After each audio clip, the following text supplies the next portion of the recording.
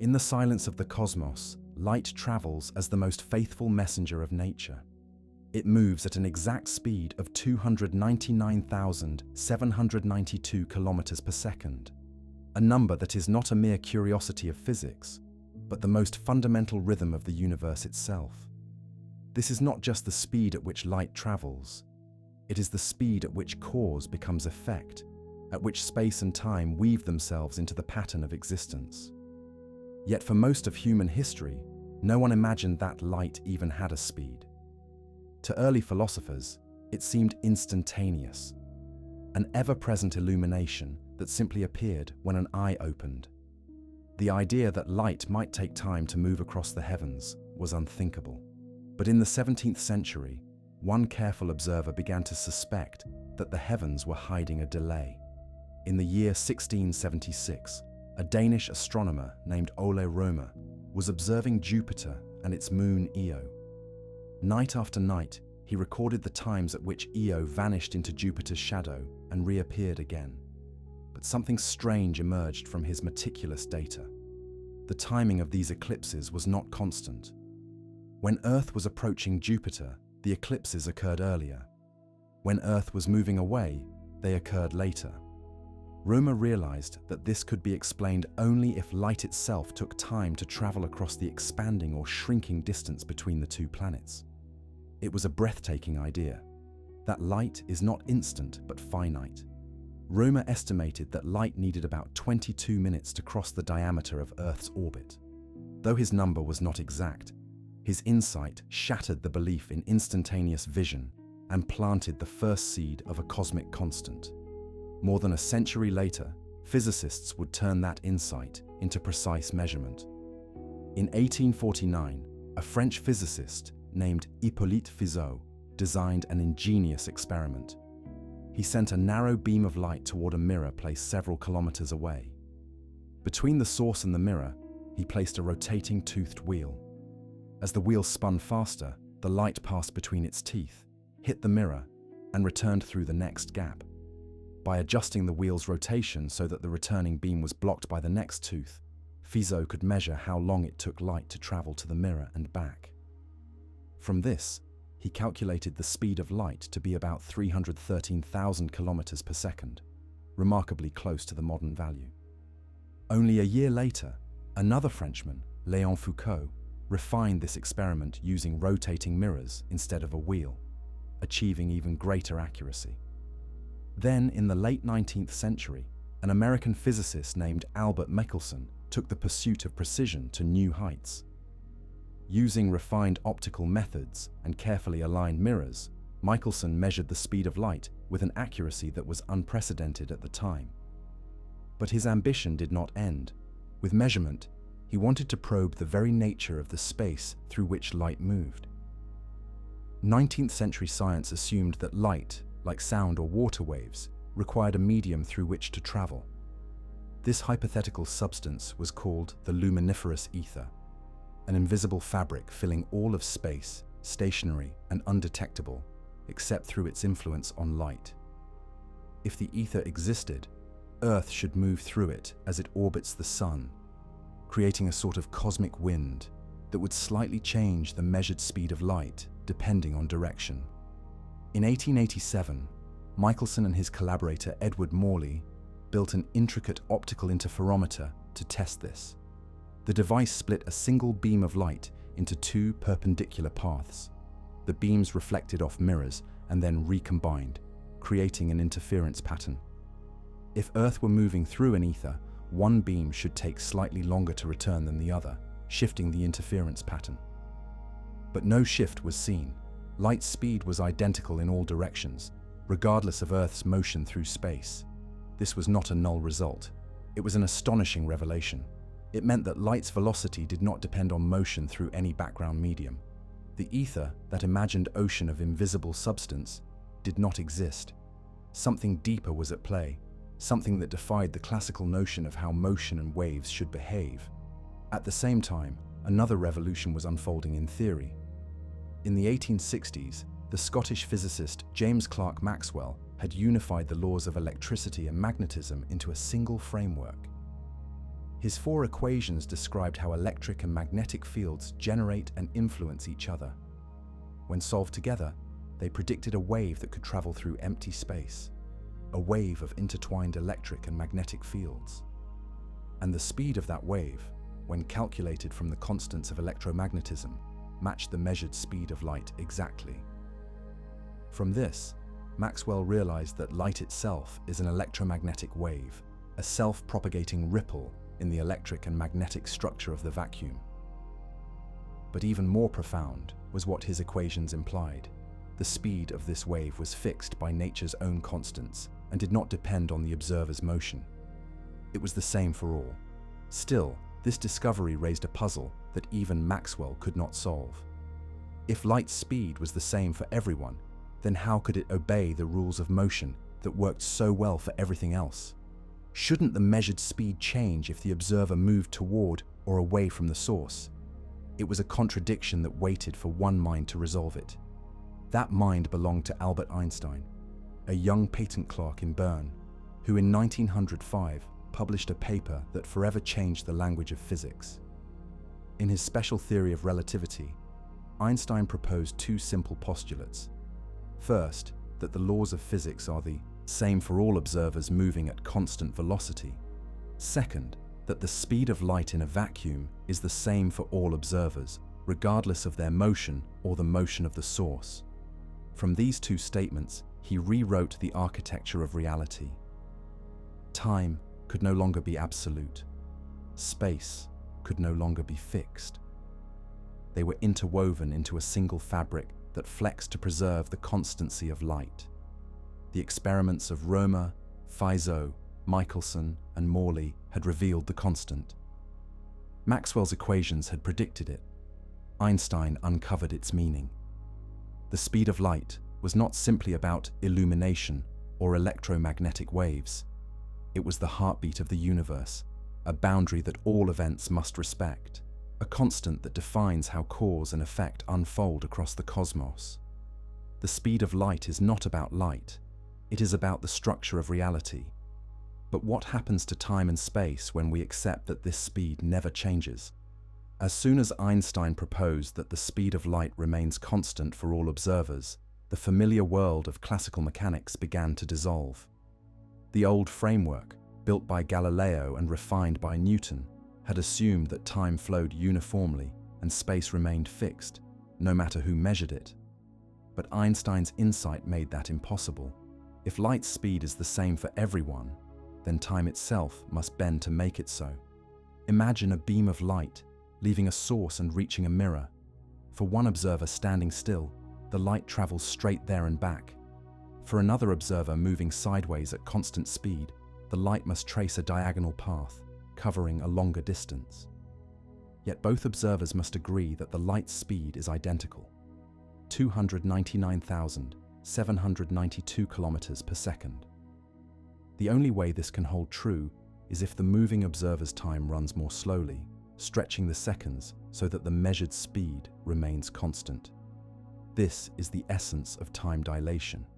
At first, it seems like a trick of mathematics, but the effect is entirely real. The proof came not from theory, but from particles falling from the upper atmosphere. When cosmic rays strike the air, they create short-lived particles called muons, which decay within millionths of a second. At their normal lifetime, they should never reach the ground. Yet they do, because they are moving so close to the speed of light that time for them slows down. Their internal clocks tick more slowly than ours. When this was measured in laboratory conditions, the results matched Einstein's equations exactly. Time dilation was not a fantasy, it was a measurable fact of nature. Length, too, is no longer absolute. To preserve the constancy of light's speed, moving objects contract along their direction of motion. This phenomenon, called length contraction, was first understood through the same equations that describe time dilation. It has been confirmed in high-energy accelerators, where particles, traveling near light speed, appear to flatten in the direction of their travel. In everyday life, these changes are invisible because the effects only become significant at speeds approaching the cosmic limit, but they are always there, woven quietly into the geometry of motion. Together, time dilation and length contraction shatter the notion of simultaneity. The idea that two events happening in different places can be said to occur at the same instant. For one observer, two lightning bolts might strike opposite ends of a train at the same moment. For another observer moving with the train, the bolt at the front appears first. Both are correct, because each measures time according to their own frame of reference. There is no universal now. The universe does not share one single clock. To make sense of this strange new reality, physicists turn to a deeper mathematical description. In 1908, Hermann Minkowski, Einstein's former teacher, introduced the concept of spacetime, a four-dimensional fabric that unites space and time into a single continuum. In this model, every event in the universe is defined not just by where it happens, but when. Motion through space and motion through time are linked. As one increases, the other decreases, preserving the constant speed of light. In Minkowski's geometry, light defines the boundaries of what can be connected through cause and effect. A flash of light spreads outward at the same rate in every direction, forming what physicists call a light cone. Inside that cone are all events that could influence or be influenced by the flash. Outside, it lie events that are forever disconnected. No signal, no force. No information can cross that boundary faster than light. This structure is not merely a diagram on paper. It governs everything from the way we see distant stars to the way atomic clocks behave aboard satellites. In fact, the very system that allows us to navigate Earth, the global positioning system, must account for relativistic time differences. The satellites orbit high above Earth, where gravity is weaker and their speed is high. Their clocks tick differently from those on the ground. Without adjusting for relativity, the system's timing would drift, and our maps would be wrong by kilometers within a single day. Every piece of technology that relies on precision timing, from particle accelerators to space missions, must respect the relativity of time. It is no longer a philosophical curiosity, but a practical rule of engineering. Relativity showed that the universe is not a static stage upon which matter moves. Space and time are participants in every motion, stretching and compressing to ensure that light's speed remains untouchable. The laws of physics do not prefer one observer over another. Instead, they reshape the fabric of measurement itself so that every observer sees light racing past at the same constant speed. What began as an experimental puzzle became a redefinition of existence. Time is elastic, space is relative, and together they form a seamless fabric that bends but never breaks under the weight of motion. Yet even as Einstein's equations described this flexible reality, they revealed something deeply unsettling. As an object moves faster and faster, approaching the speed of light, its energy begins to grow without bound. To reach that ultimate speed, it would need infinite energy, an impossible requirement. The universe, it seemed, had built a wall around light itself. Relativity had given us a framework for understanding motion, but it also introduced an insurmountable limit, a barrier beyond which no material object could pass. At first glance, the speed of light appears to be just a number, immense but finite, yet hidden within it lies the most formidable barrier ever discovered. To understand why nothing can reach or exceed it, we must look at how energy behaves when motion approaches that cosmic limit. Einstein's equations showed that as an object moves faster, its total energy grows according to a factor that depends on its speed. The relationship is described by what physicists call the Lorentz factor, which links motion to time, space, and energy. As velocity increases, this factor rises slowly at first, but as it nears the speed of light, it begins to soar without bound. The faster the object moves, the more energy is needed for each tiny increase in speed. To reach the exact speed of light would require an infinite amount of energy, a quantity that the universe simply does not contain. This is not a limitation of technology or imagination. It is a fundamental rule of existence. It does not matter whether the traveler is a spacecraft, a proton, or a single grain of dust. The closer it gets to the cosmic limit, the heavier it becomes in terms of energy, and the harder it is to accelerate further. Even the most powerful machines humanity has ever built, such as the Large Hadron Collider, cannot break this rule. Inside that circular tunnel beneath the border of Switzerland and France, protons are pushed to 99.999999% of light speed. At that point, they are moving so fast that a gain of even 1 additional thousandth of a percent requires an enormous surge of energy. The barrier holds firm. This same law applies throughout the cosmos. The highest energy cosmic rays, particles accelerated by the violent magnetic fields of exploding stars or supermassive black holes, also fall short of the speed of light. They approach it so closely that their difference in velocity is unimaginably small, yet still it is there. The wall cannot be crossed.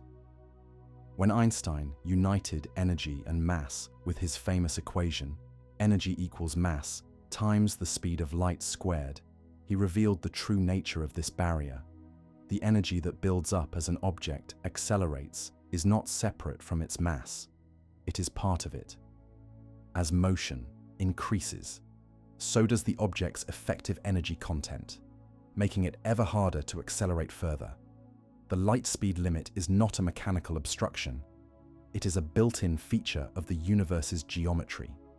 In this geometry, only massless entities such as photons can move at the full speed of light. They are born traveling at that pace and can never slow down. For them, time does not pass in the way it does for matter.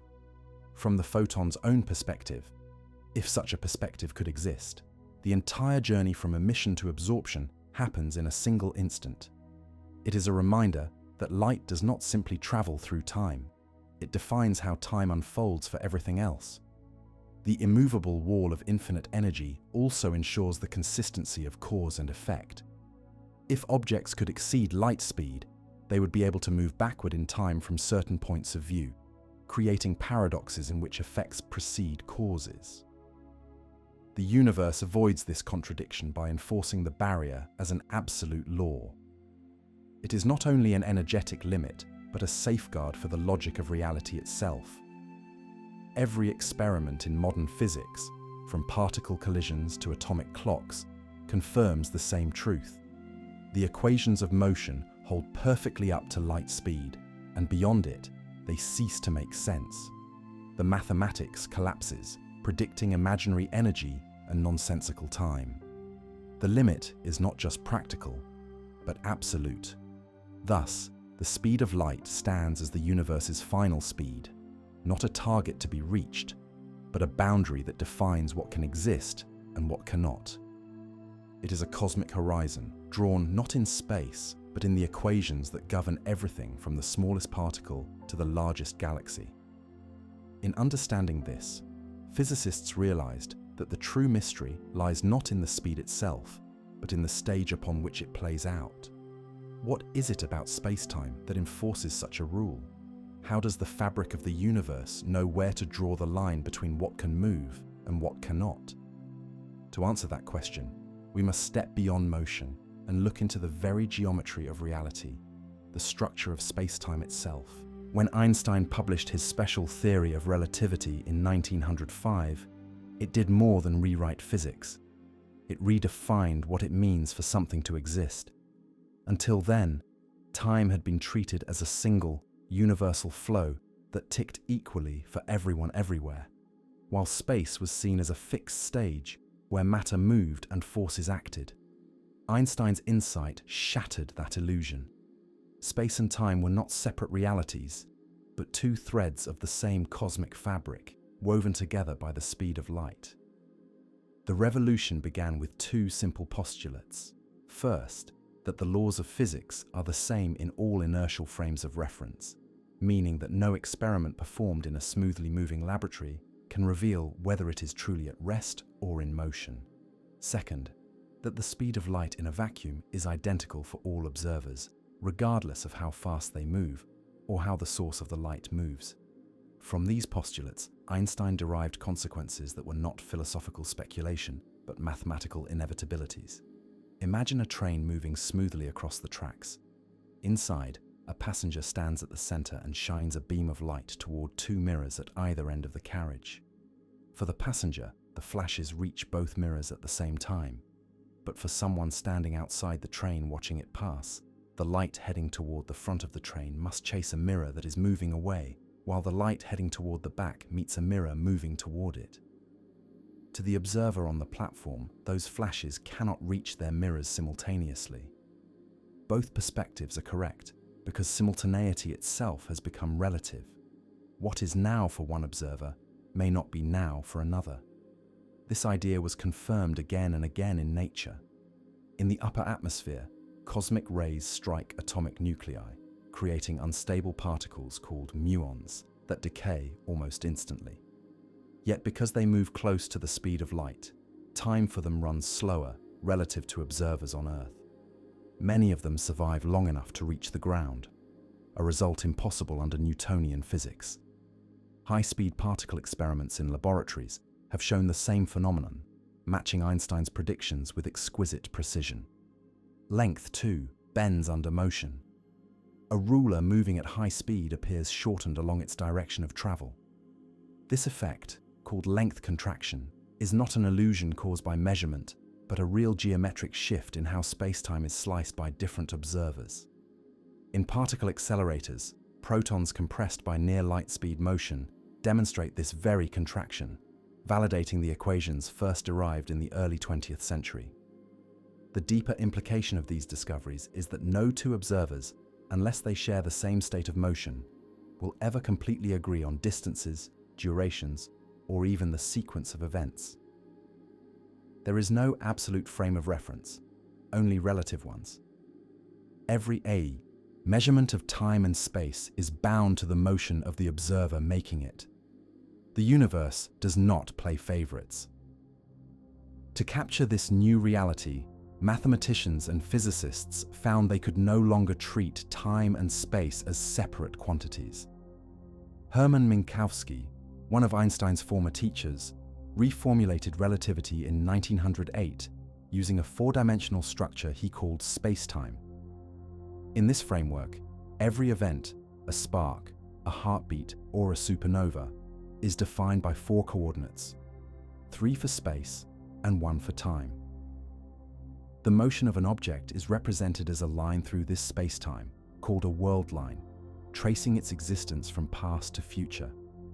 In Minkowski's geometry, light defines the ultimate boundary. Every flash of light emitted from an event spreads outward, forming what is known as a light cone. Inside this cone lie all events that can be causally connected, those that can influence or be influenced by the original flash.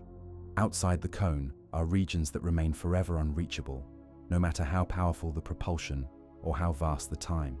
To move faster than light would mean stepping outside the cone, breaking causality, and allowing effects to precede causes. This geometric picture reveals that relativity is not merely a story about speed. It is a description of how the universe preserves consistency.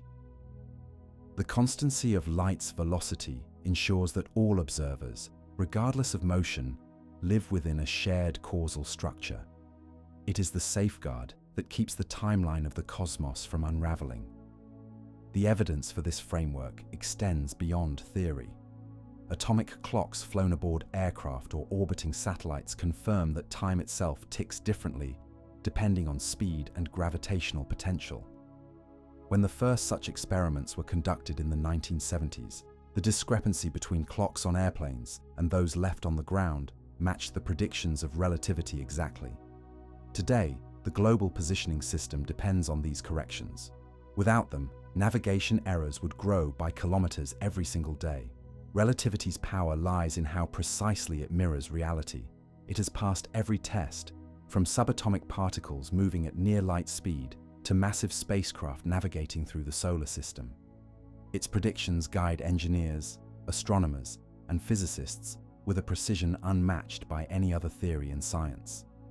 And yet, within its perfection lies a limit. As velocity increases, the equations predict that energy climbs ever higher, asymptotically approaching infinity at the speed of light. Time slows to a crawl, distances shrink, mass and energy rise without bound. The light speed limit is not a defect of relativity, but its most profound consequence. It is a built-in protection of the structure of spacetime.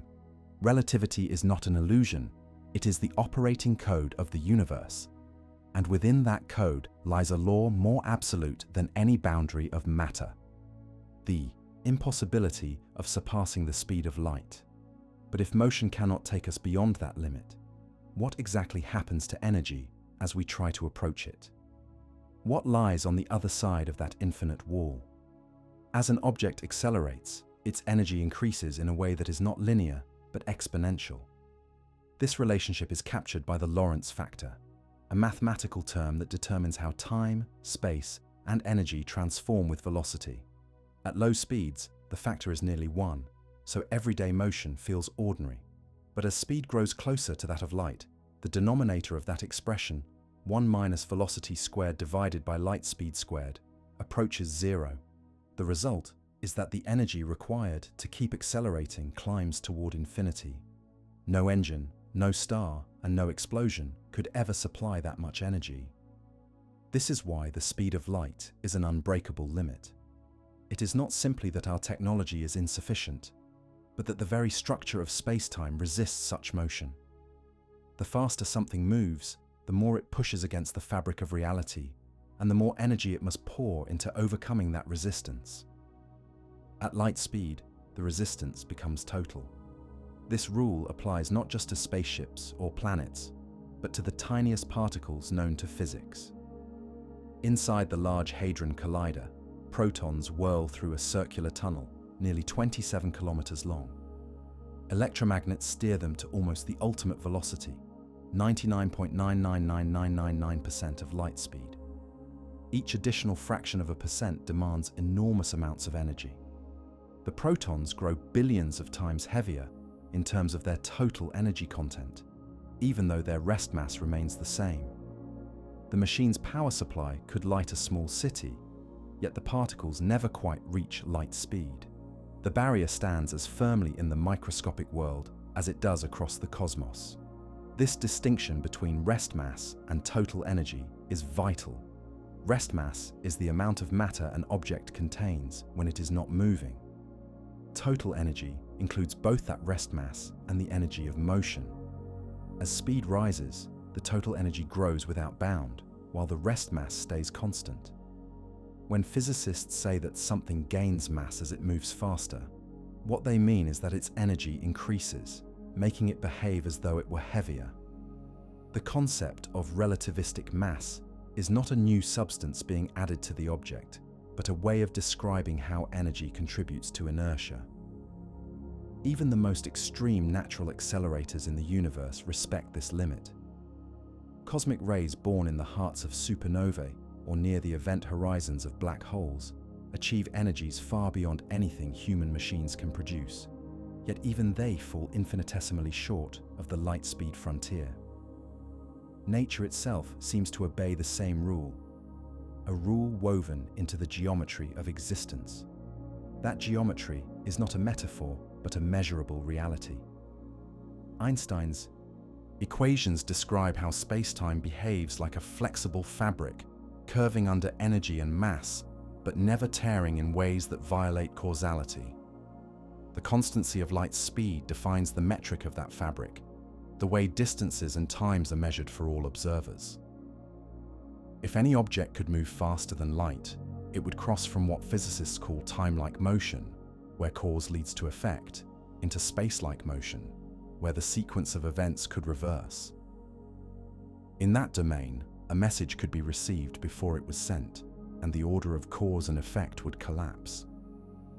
Thus, the speed of light is not merely a physical threshold, it is a logical one. It preserves the consistency of events in every frame of reference. It ensures that no signal or influence can travel backward in time. It is the wall that keeps the universe coherent.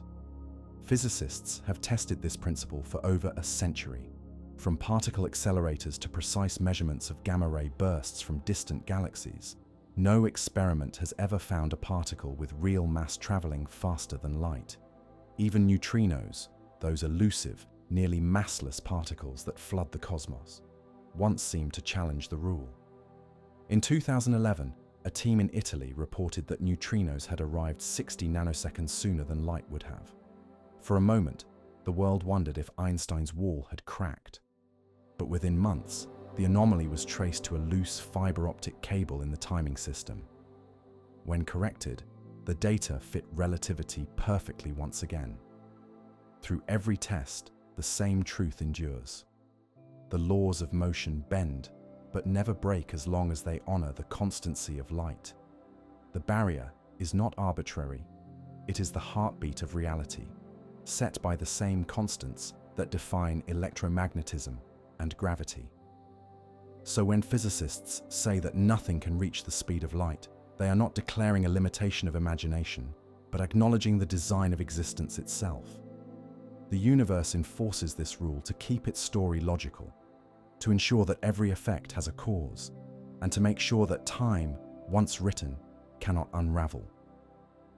To understand why this limit exists so deeply in the fabric of the cosmos, we must look more closely at that fabric itself, the geometry of space-time, where distance and duration are not merely measurements, but the coordinates of reality. As physicists explored the strange consequences of relativity, it became clear that space and time were not passive arenas, but active ingredients of existence. Hermann Minkowski captured this in 1908, when he said that henceforth space by itself and time by itself would sink into shadows, and only a kind of union of the two would preserve an independent reality. This union became known as space-time, a single four-dimensional continuum that forms the foundation of modern physics. In this framework, every event that occurs in the universe can be described by four coordinates: three that A mark its position in space, and one that marks its place in time. When these coordinates are plotted, they form a kind of map of reality, showing not just where things are, but how they evolve. The path that an object traces through this map is called its world line, a continuous record of its existence from past to future. What makes spacetime extraordinary is not its four-dimensional nature, but its geometry. In ordinary three-dimensional space, the shortest distance between 2 points is a straight line. In spacetime, that same rule still applies, but the meaning of distance changes because time and space are intertwined. The geometry is not Euclidean but Lorentzian, meaning that time contributes to intervals in a way that can make them positive, negative, or zero. This distinction gives rise to three categories of separation between events: time-like, light-like, and space-like. If one event can influence another through signals or motions slower than light, their separation is time-like. They lie within each other's light cones, the regions defined by the reach of light spreading outward from every instant. When two events are connected exactly by light, their separation is light-like, sitting on the surface of the cone itself, and when the separation is space-like, meaning that even light could not connect them, the events are causally disconnected. One cannot possibly influence the other without violating the structure of space-time. This geometric boundary created by light speed is what physicists call Lorentz invariance, the principle that the laws of physics remain the same for all observers moving at constant velocity, and that the speed of light marks the dividing line between possible and impossible influence. It is this invariance that keeps the equations of electromagnetism, motion, and energy consistent for everyone, no matter their state of motion. To visualize this, imagine standing still while a flash of light bursts from your hand. The light expands outward as a perfect sphere, forming your light cone. Any event inside that sphere, whether seconds or centuries later, can be reached or affected by you through signals slower than light. Any event outside it, no matter how near in distance, remains forever beyond your influence. The shape of this cone does not change even if you begin to move. It simply tilts in space-time, preserving its structure. This preservation of structure is the deep reason the speed of light cannot be surpassed. It is not a barrier of resistance like a wall of air or stone. It is a boundary drawn by the geometry of causality itself. Exceeding it would mean crossing from time-like to space-like separation, entering a domain where cause and effect could reverse. A message sent faster than light could arrive before it was sent, unraveling the logical order of events that keeps the universe coherent. Einstein's theory does not merely describe motion, it defines reality's logic. By making the speed of light constant, the universe guarantees that every observer's timeline remains consistent with every other's. Events that appear different from one viewpoint still preserve a shared causal order. No contradiction ever arises because none is allowed.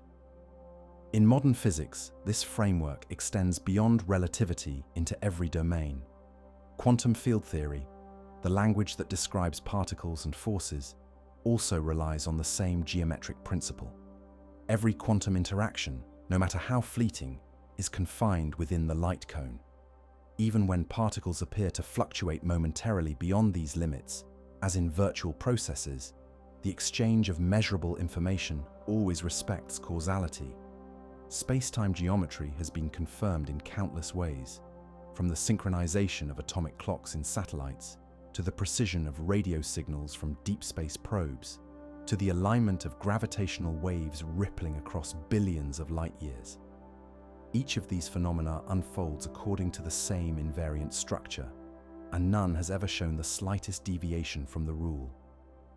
Thus, the speed of light is not merely a constant written into the laws of motion, it is the scaffolding of existence.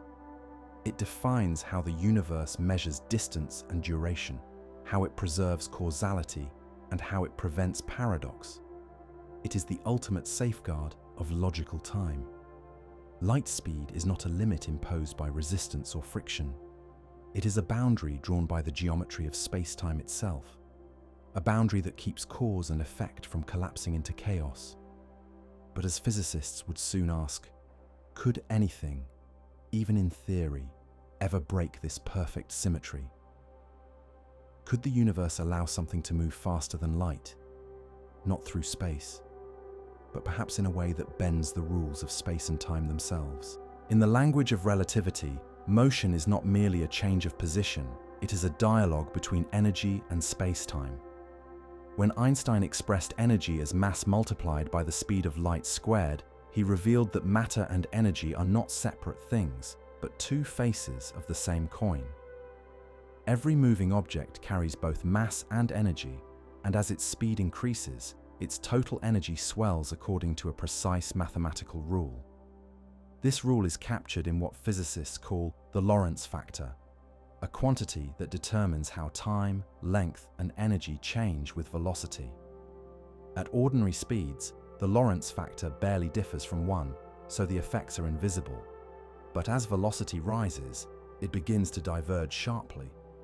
The equation takes the form of 1 divided by the square root of 1 minus velocity squared, divided by light speed squared. The closer velocity comes to the speed of light, the smaller the denominator becomes, and the larger the total energy grows. When velocity reaches the exact speed of light, the denominator reaches 0, driving the factor to infinity. It is not an approximation or a limitation of our technology. It is a law of nature. To accelerate any object with mass to light speed would require an infinite amount of energy, which cannot exist in any real universe. This principle was not born out of abstraction, but from experiment. Over the past century, humanity has built particle accelerators that approach the limit of what energy can do. The most powerful of them, the Large Hadron Collider near Geneva, sends protons around a ring 27 kilometers long. They are propelled by superconducting magnets cooled to near absolute zero and are given energy bursts that make them travel at 99.999999% of light speed. At that velocity, their total energy becomes more than 7,000 times greater than the energy they possess at rest. Yet even after such staggering acceleration, they still fall short of the cosmic limit. The closer they come to light speed, the harder each additional fraction of velocity becomes. The same truth holds for the natural accelerators scattered across the cosmos. In the hearts of supernovae, in the swirling accretion disks around black holes, and in the magnetic chaos of pulsars, particles are flung to unimaginable energies. Some of these cosmic rays strike Earth's atmosphere with energies equivalent to a well-thrown baseball condensed into a single proton. Still, their speed remains infinitesimally less than that of light. The limit holds, indifferent to scale. The reason for this wall lies in the nature of inertia. In Newtonian physics, inertia is the resistance of mass to acceleration. In relativity, inertia grows with velocity because energy and mass are interchangeable. As something accelerates, it gains kinetic energy, and that energy adds to its inertia. This means that every increase in speed makes the next increase harder. As the velocity approaches the cosmic constant, inertia tends toward infinity. The object becomes, in effect, infinitely heavy. No force, no matter how great, can push it further. This conclusion is more than theoretical. It has been confirmed in countless measurements. When electrons are accelerated in synchrotrons, the power required to maintain their speed rises in exact agreement with Einstein's formula. When muons produced by cosmic rays decay more slowly than expected, their extended lifetimes match the time dilation predicted by the same mathematics. Every piece of evidence points to the same inviolable limit. The concept of rest mass helps clarify this boundary. Rest mass is the amount of matter an object has when observed in a stationary frame. Energy, on the other hand, grows with motion. For a photon, a particle of light, the rest mass is zero, and therefore it can travel at the ultimate speed effortlessly. But anything with even the smallest rest mass would require infinite energy to match that pace. That is why light moves at the limit, while matter only approaches it. This barrier also carries profound consequences for how the universe organizes itself.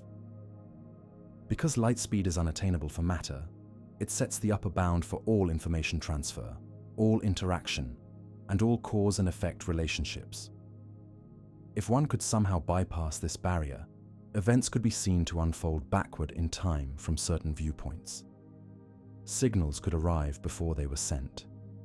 The laws of physics would lose their coherence. Thus, the energy barrier is not simply a mechanical threshold.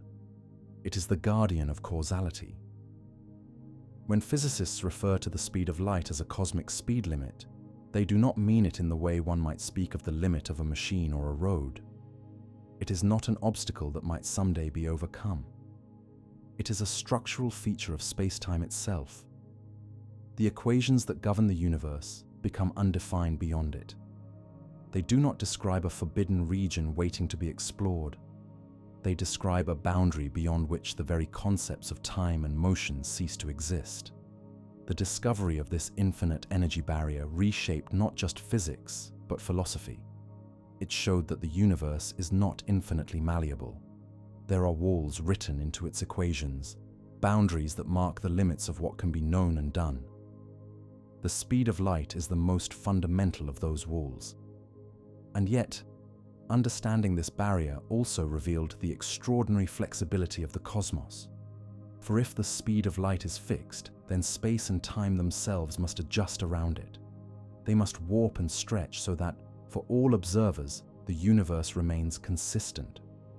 To see how that happens, we must look not at motion, but at the stage upon which motion unfolds, the geometry of space-time. As the 20th century unfolded, physicists began to see that this infinite energy wall was more than a numerical artifact. It was a geometric feature of existence. To understand why nothing can cross it, one must look not at the traveler, but at the fabric through which all travelers move. Space-time, as described by Minkowski and Einstein, is not a static grid, but a four-dimensional landscape that bends and curves according to the presence of energy and mass.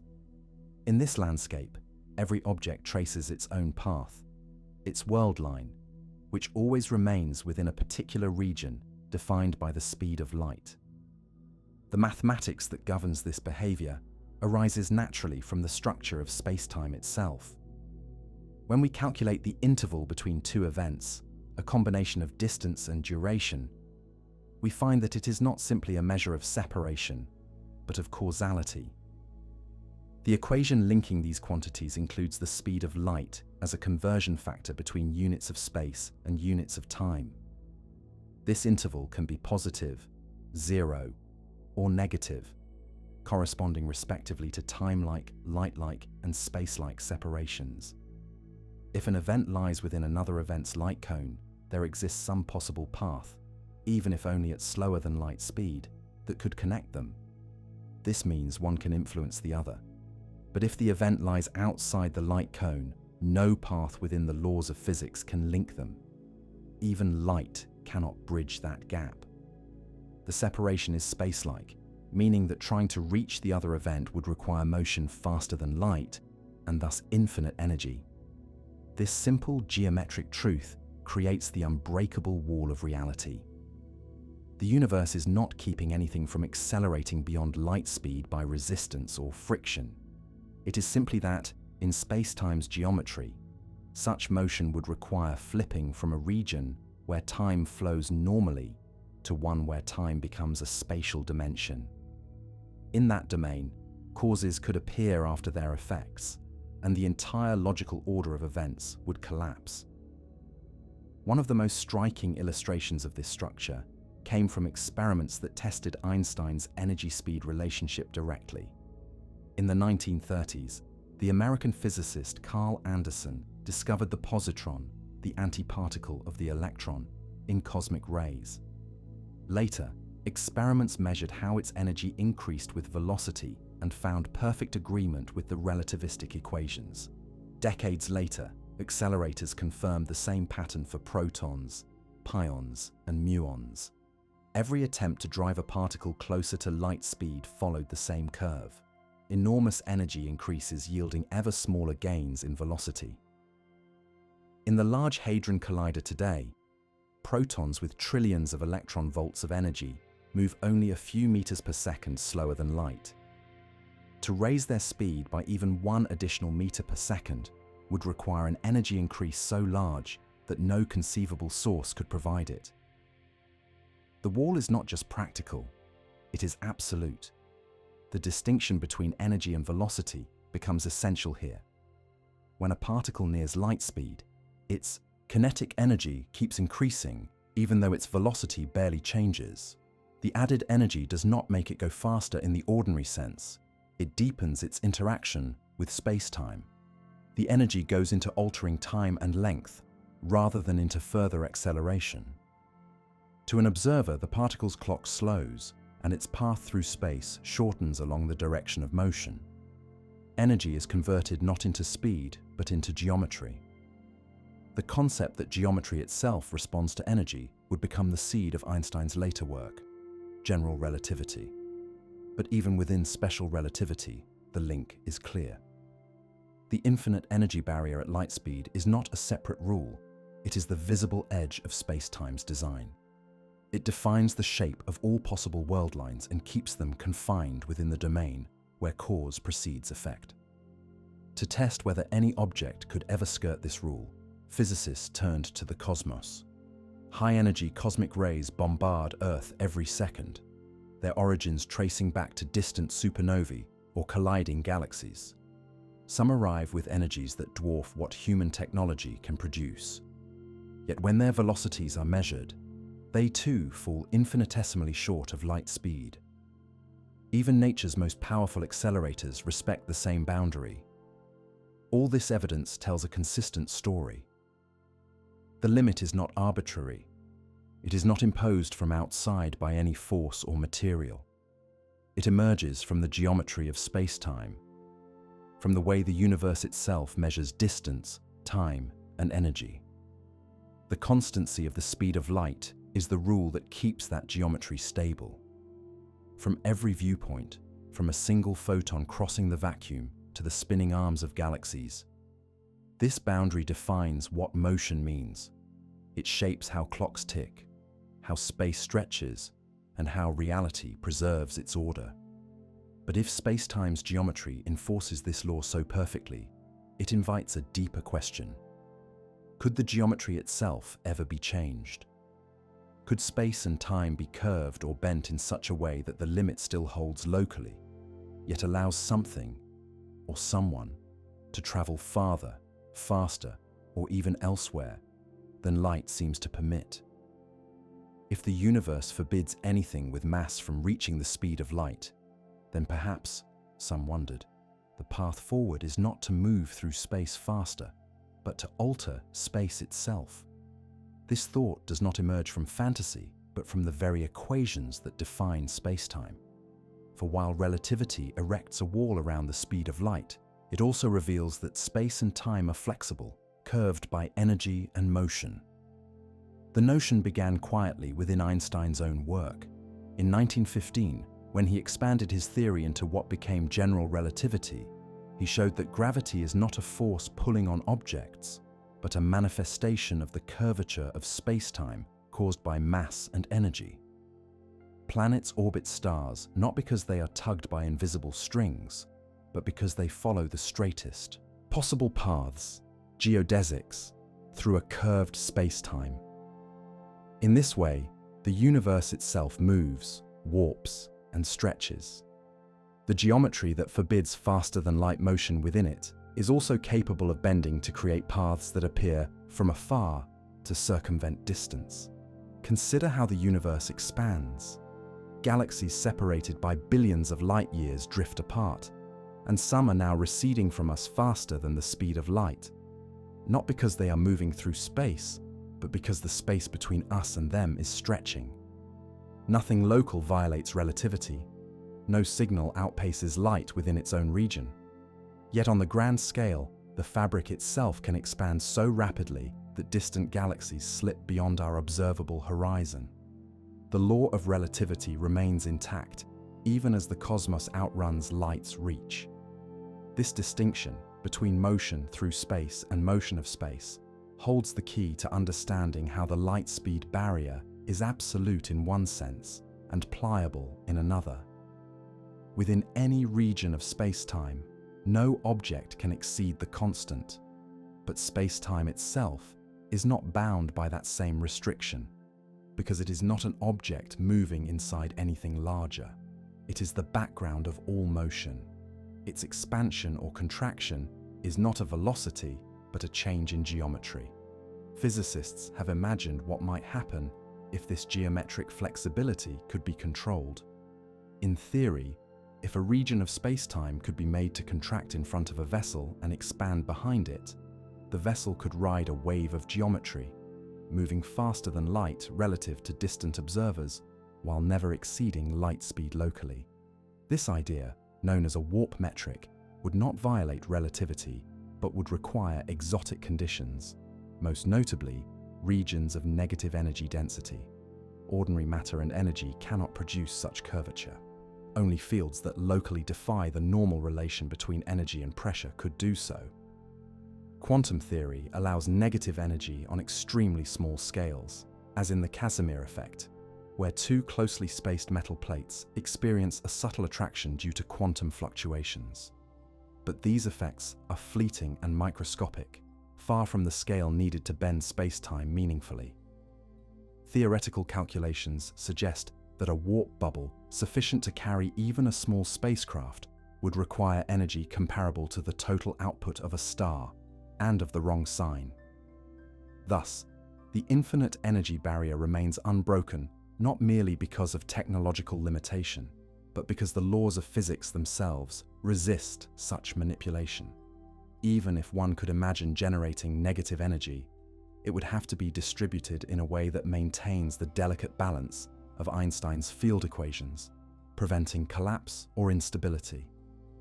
In every serious model tested, the geometry either requires impossible energy densities or collapses before it could carry anything.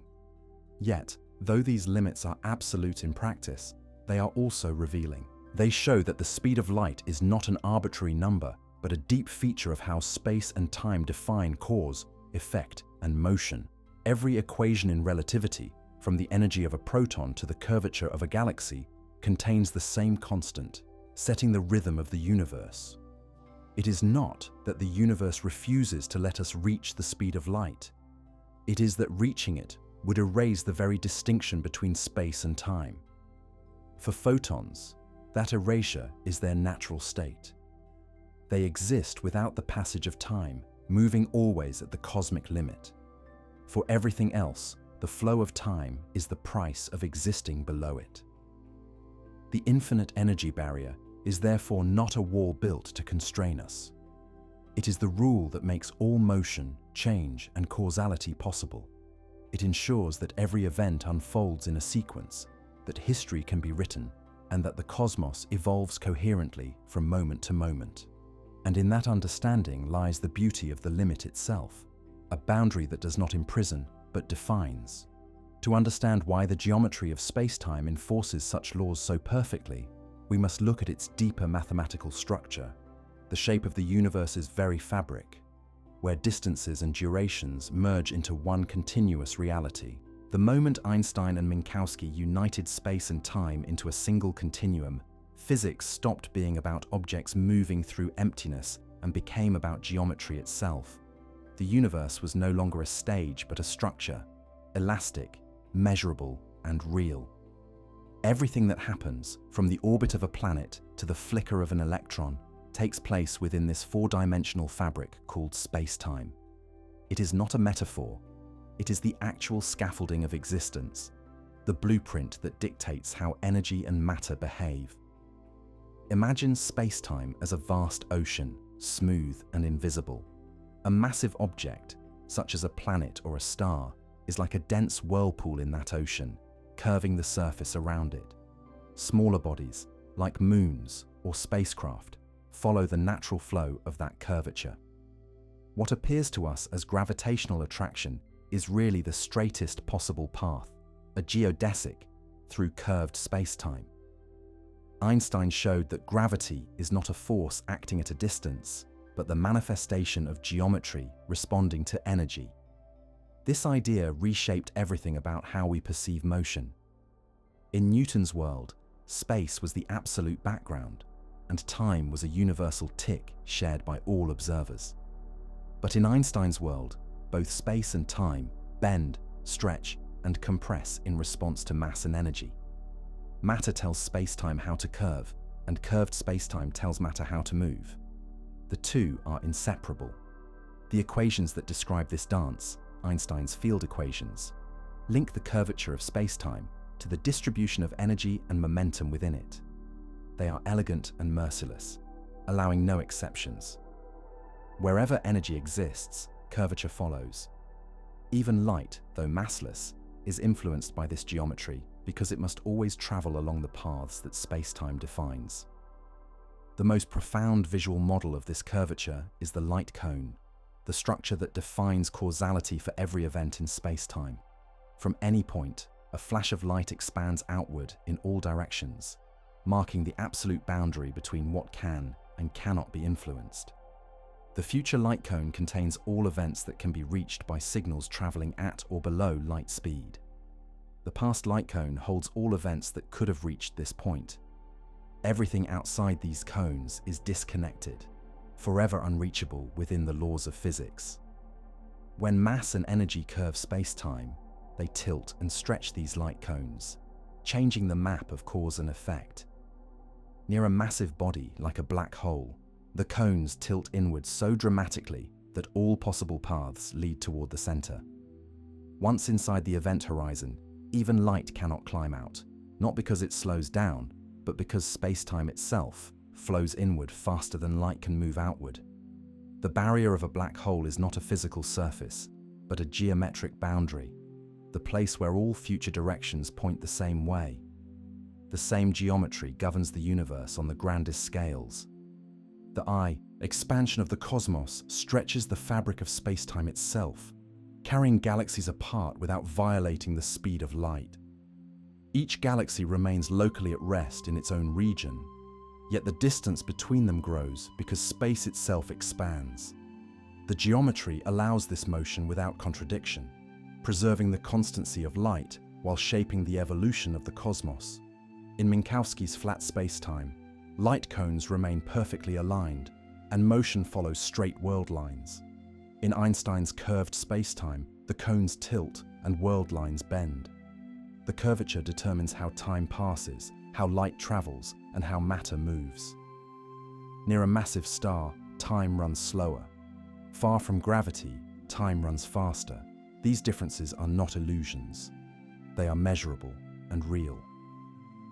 The first confirmation came in the early 20th century, when astronomers observed the bending of starlight by the sun during a solar eclipse. The deflection matched Einstein's predictions precisely, proving that space around the sun was indeed curved.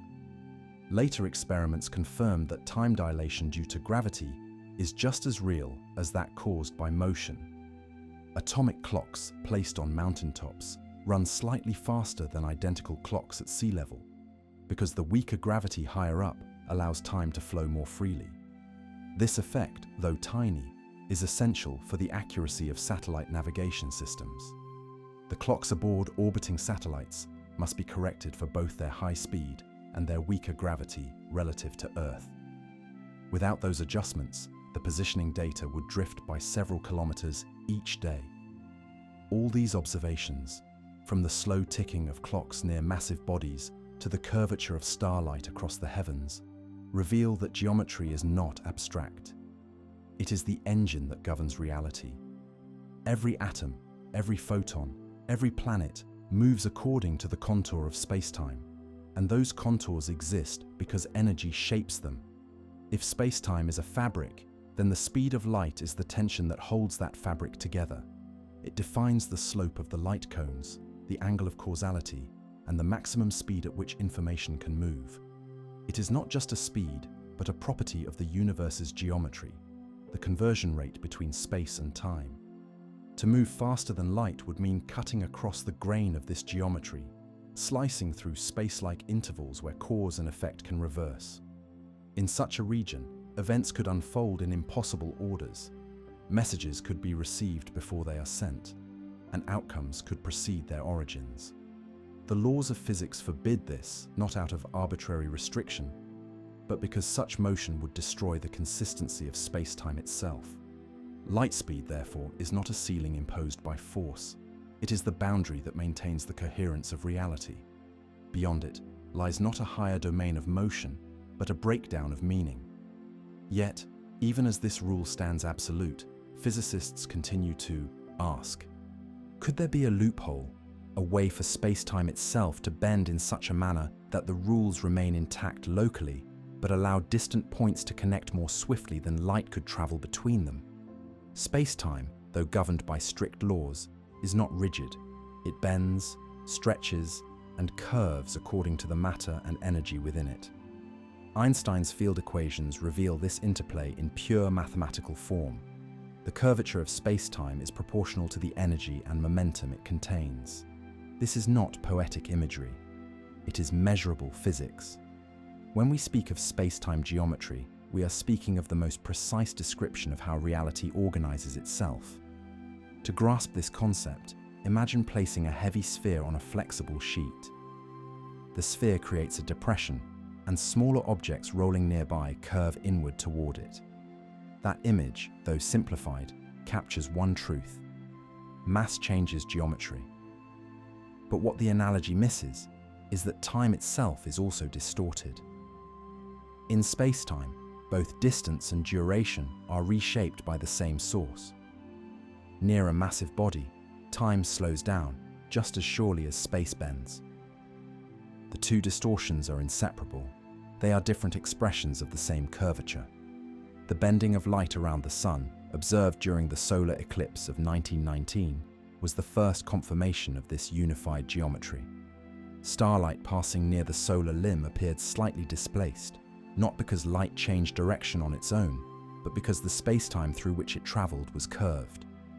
The starlight followed the straightest possible path, but in curved geometry, straight lines are not what they seem. This single observation transformed Einstein from an obscure theoretician into a figure of global renown, for it proved that geometry governs light itself.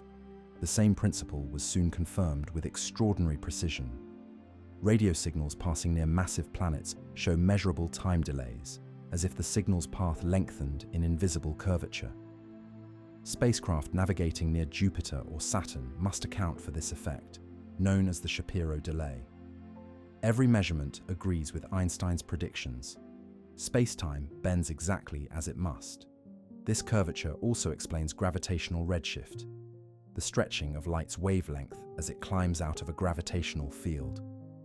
In strong gravity, time moves more slowly, so the light escaping from that region loses energy, shifting toward redder colors. Experiments on Earth have confirmed this, with clocks placed at different altitudes. The higher clock, in weaker gravity, ticks slightly faster, and the light it emits is correspondingly blue-shifted when seen from below. The difference, though minute, is real. What these results reveal is that time and space are inseparable partners. When one is stretched, the other compresses to preserve the consistency of the speed of light. A beam of light traveling through the curved geometry near a black hole does not slow down. Instead, space-time itself distorts, so that light always measures the same local speed, even as it takes longer to reach distant observers.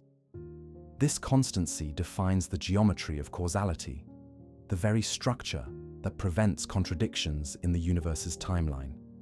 Physicists describe this structure with the concept of the metric, a mathematical object that encodes the shape of space-time. In flat space, the metric is simple and constant. In curved space, the metric changes from point to point, telling us how distances and times are measured locally. The metric determines how world lines, the paths of objects and light beams, evolve through space-time. The equations that describe it are precise enough to predict everything from the orbit of Mercury to the ripple of gravitational waves produced when black holes collide. And those ripples, detected for the first time in 2015 by the Laser Interferometer Gravitational Wave Observatory, are among the most spectacular confirmations of space-time's geometry. When two massive black holes spiral together, their collision sends vibrations through space-time itself. These waves travel outward at the speed of light, stretching and compressing distances by less than 1,000th of the width of a proton. The detectors on Earth can measure that distortion, proving that space-time behaves as a dynamic, elastic medium. Through these experiments, geometry ceased to be an abstract concept and became a tangible, observable aspect of nature. Every change in gravity, every passage of light, every ticking of a clock is a dialogue with the shape of space-time. This geometric viewpoint also explains why the speed of light stands as the ultimate boundary. Within space-time's structure, light defines the slope of causality, the line that separates what can influence what. If any signal could cross that slope, it would mean that space-time's metric could be rewritten arbitrarily, destroying its consistency. The geometry would no longer hold together. Thus, the light speed limit is not a technical restriction or a challenge to be overcome. It is the rule that ensures that space-time remains a coherent, self-consistent entity. It defines the causal architecture of the universe, determining which events can be connected and which remain forever apart. In this sense, light does not merely illuminate the universe, it shapes it. Its speed defines the relationship between space and time. Its motion reveals the curvature of gravity, and its constancy preserves the logic of cause and effect. To imagine exceeding that speed is to imagine rewriting the metric itself, altering the slope of the light cones, rearranging the boundaries of causality. It would mean creating a universe where events could unfold in reverse order, where consequences might precede their causes. The equations of relativity make it clear, such a universe would be mathematically inconsistent. And yet, for all its rigidity, space-time is capable of remarkable subtleties. It can bend and ripple, expand and contract. Could it, perhaps, bend in such a way that something appears to move faster than light, even though no law is broken? In the deepest understanding of relativity, geometry is destiny. Everything that happens in the universe, every motion, every field, every particle, follows the shape of space-time, and that shape is sculpted by energy itself. The speed of light is the slope of that geometry, the rate at which space and time exchange meaning. It is not a speed limit in the mechanical sense, but a boundary carved into the mathematics of existence. Light cones, those elegant geometric forms that define what can and cannot be connected, are not just visual tools. They are the structure of causality. Within each cone lies the realm of time-like intervals, events that can influence one another because signals can pass between them at or below light speed. Outside the cone lies the space-like region, events forever disconnected. No matter how one accelerates, no matter what force is applied, one cannot tilt a world line steeply enough to exit the cone without breaking the rules of geometry itself. To exceed the speed of light would be to cross from one type of separation to another, from the possible to the impossible. The cost of doing so is not merely infinite energy, but the destruction of cause and effect. A signal moving faster than light in one reference frame would appear, in another, to travel backward in time. It could arrive before it was sent. If such a thing were possible, information could loop upon itself, creating paradoxes where the future alters the past. The very logic that underpins the universe would unravel. Einstein understood this intimately. His equations did not merely forbid superluminal motion, they defined why such motion cannot exist. The geometry of spacetime enforces consistency. It keeps every observer's version of events synchronized within the bounds of causality, even if they disagree about the details of distance or duration. This is the silent order behind the universe's chaos, the unseen symmetry that makes reality coherent. The constancy of the speed of light is what allows this structure to hold. If light could move faster or slower, depending on direction or source, the cones that define causality would distort. The laws of physics would change from one place to another. There would be no universal standard by which to measure motion or time. Relativity's success, its exact agreement with every experiment ever performed, rests on the fact that light speed never wavers. It is the same in the vacuum between galaxies as it is in the laboratory, the same for a stationary observer as for one racing at a fraction of light speed. This geometric picture of reality has been tested with extraordinary precision. Signals from distant pulsars, rotating neutron stars that flash like cosmic lighthouses, show that light waves and radio waves of different energies arrive at Earth within fractions of a second of one another, even after crossing billions of kilometers. Gravitational waves, ripples in spacetime itself, travel at exactly the same speed. These observations confirm that the fabric of the universe enforces a single, immutable limit, the constant c, for all forms of information and influence. Light speed is not a cap placed upon the ambitions of travelers. It is the translation rate between the dimensions of space and time. It connects meters to seconds, distance to duration. It defines what a unit of motion means. To exceed it would be to step outside the relationship between space and time altogether, to abandon the structure that allows events to unfold. The light speed boundary thus serves a dual role. It both limits and protects. It confines motion, but preserves order. It is the invisible architecture that keeps the universe causal and comprehensible. Every law of physics, from electromagnetism to quantum mechanics, is written upon this same foundation. The constancy of light speed ensures that all observers, no matter where or when they exist, share a common structure of reality. The geometry of spacetime is, therefore, the ultimate referee. It dictates not only how we move, but how we understand movement. It defines the scope of what can be observed and what remains forever out of reach. It tells us that there are places we cannot influence and messages we cannot send, not because of distance alone, but because the structure of reality itself forbids it. Light speed is not a limit imposed by external force. It is the boundary that preserves causality. It is the silent law that ensures every event follows from its cause and that the universe remains a coherent story rather than a chaos of contradictions. And yet physics thrives on curiosity. If the laws of motion forbid crossing the light barrier, is there any way for the universe to play with appearances, to bend light, twist perspective, or stretch geometry so that something might seem to exceed this limit without truly doing so? For as long as scientists have known that nothing with mass can reach the speed of light, imagination has asked what might happen if something already moved beyond it. The idea first appeared in the mathematics of relativity itself.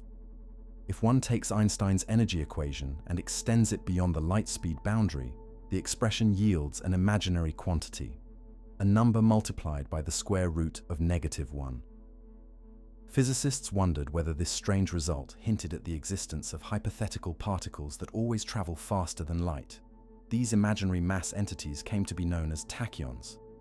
Tachyons were not invented out of fantasy, but from curiosity about whether the equations of nature allowed such solutions.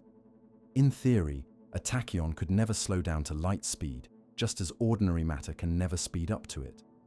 To cross the barrier either way would require infinite energy. Thus, tachyons, if they existed, would forever inhabit the realm beyond light, isolated from the rest of the universe by a wall no signal could cross. Yet even in theory, tachyons bring troubling consequences. Because their speeds exceed light, they would travel along space-like paths in spacetime, paths that lie outside the light cone. In such regions, cause and effect can reverse depending on the observer. A message sent by a tachyon could arrive before it was emitted when viewed from another frame of reference.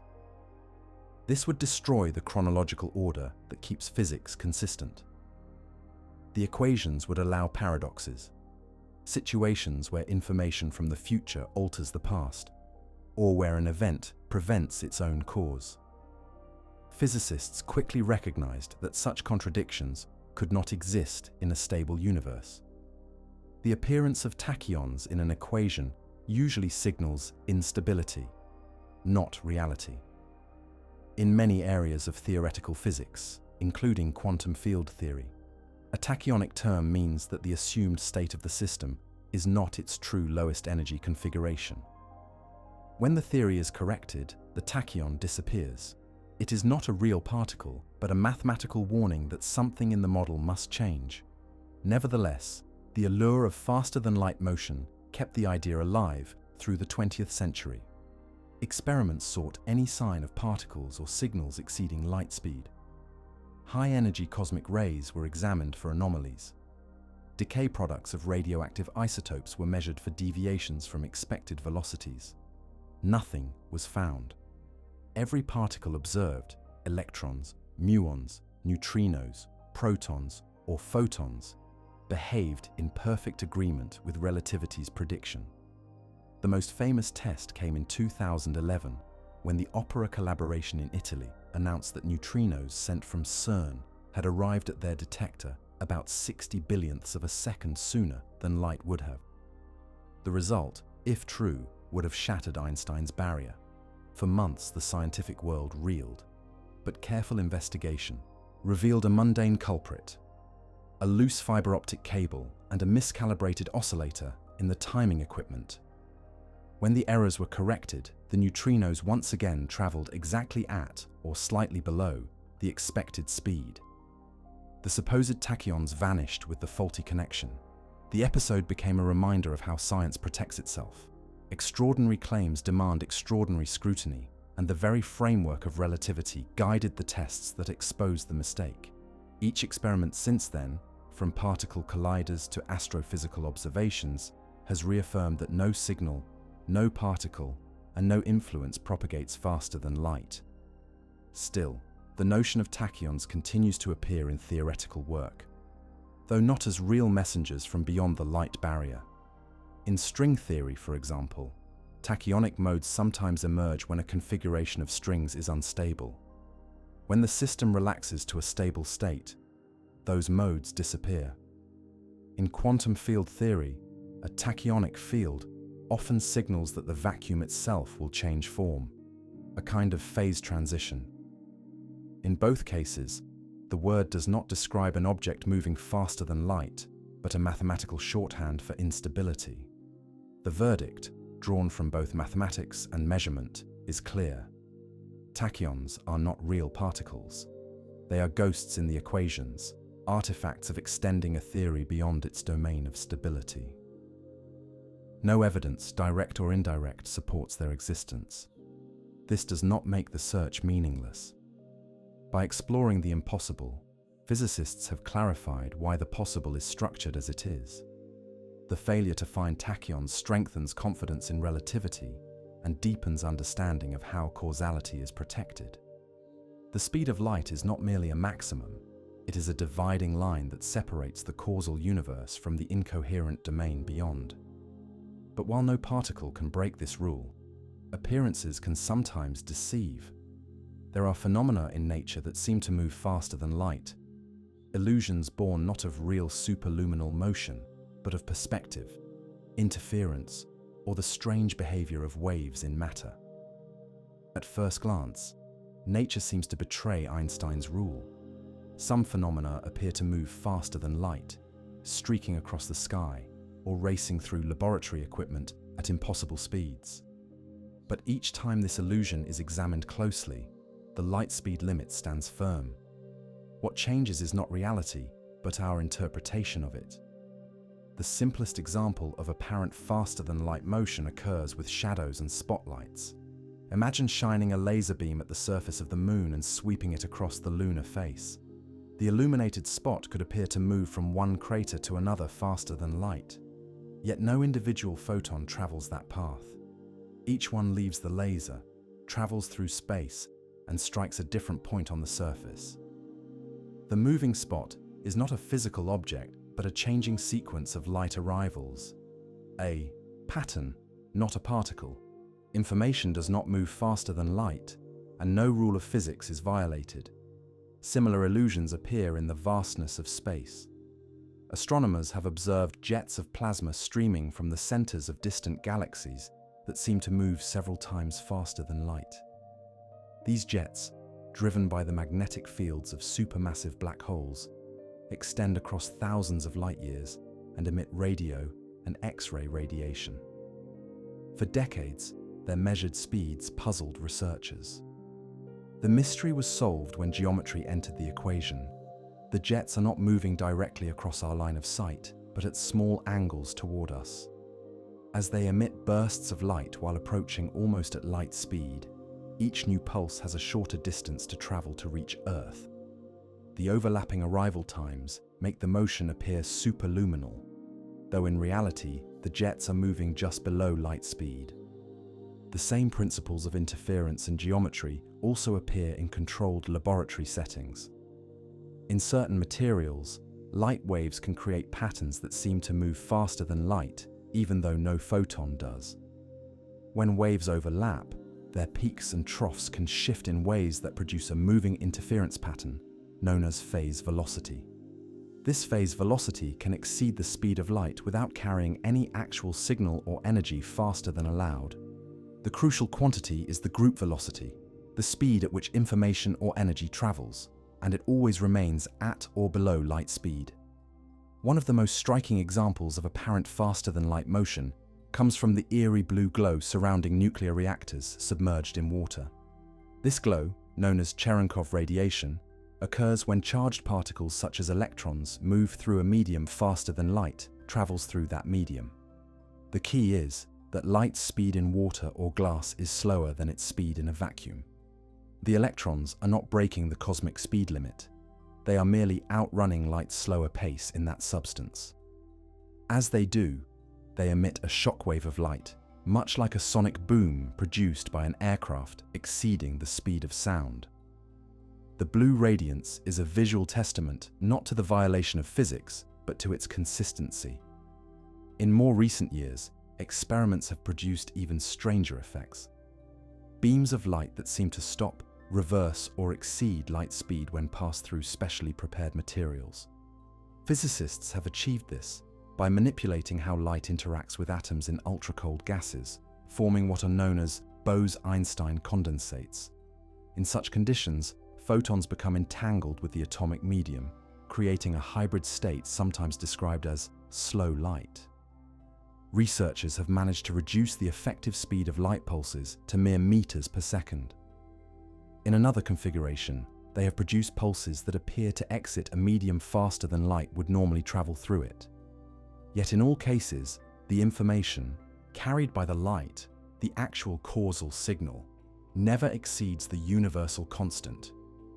What changes is the shape of the wave packet, not the underlying rule. Each of these examples reinforces the same truth.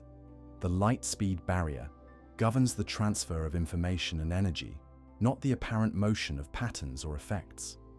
Whenever we see something that seems to move faster than light, what we are truly witnessing is the result of interference, projection, or the behavior of waves in matter.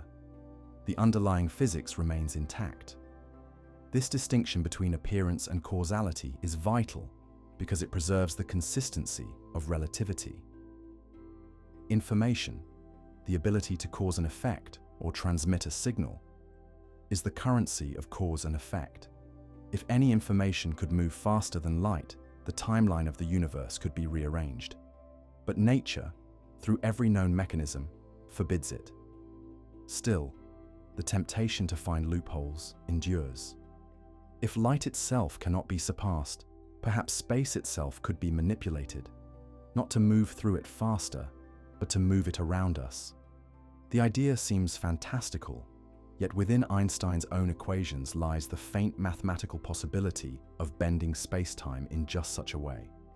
Tachyons may not exist, but their shadow lingers as a thought experiment, a reminder of what happens when the laws of motion are stretched beyond their limits. Even though no experiment has ever revealed a true faster-than-light particle, physicists have continued to probe the boundaries of the possible, testing whether the speed of light is truly immutable under every circumstance. Each investigation, rather than breaking the rule, has reaffirmed it and deepened our understanding of why it must hold. The search for faster-than-light motion is, in many ways, a search for cracks in causality.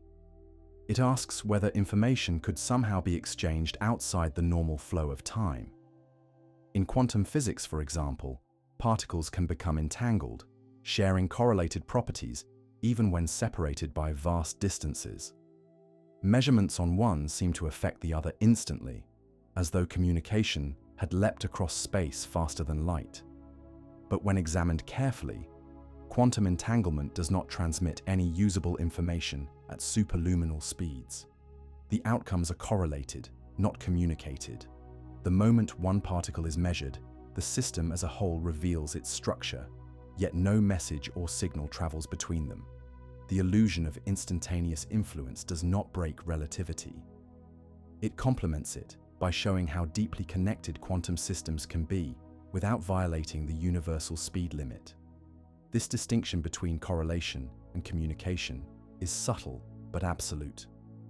Correlations can exist outside the light cone, but the act of transmitting information, of changing something in one place and having it cause a measurable effect elsewhere, cannot. This is why the foundations of quantum theory, even with their counterintuitive strangeness, remain consistent with Einstein's geometry. Whenever the laws of physics seem to flirt with faster-than-light effects, they are always brought back into alignment by deeper understanding.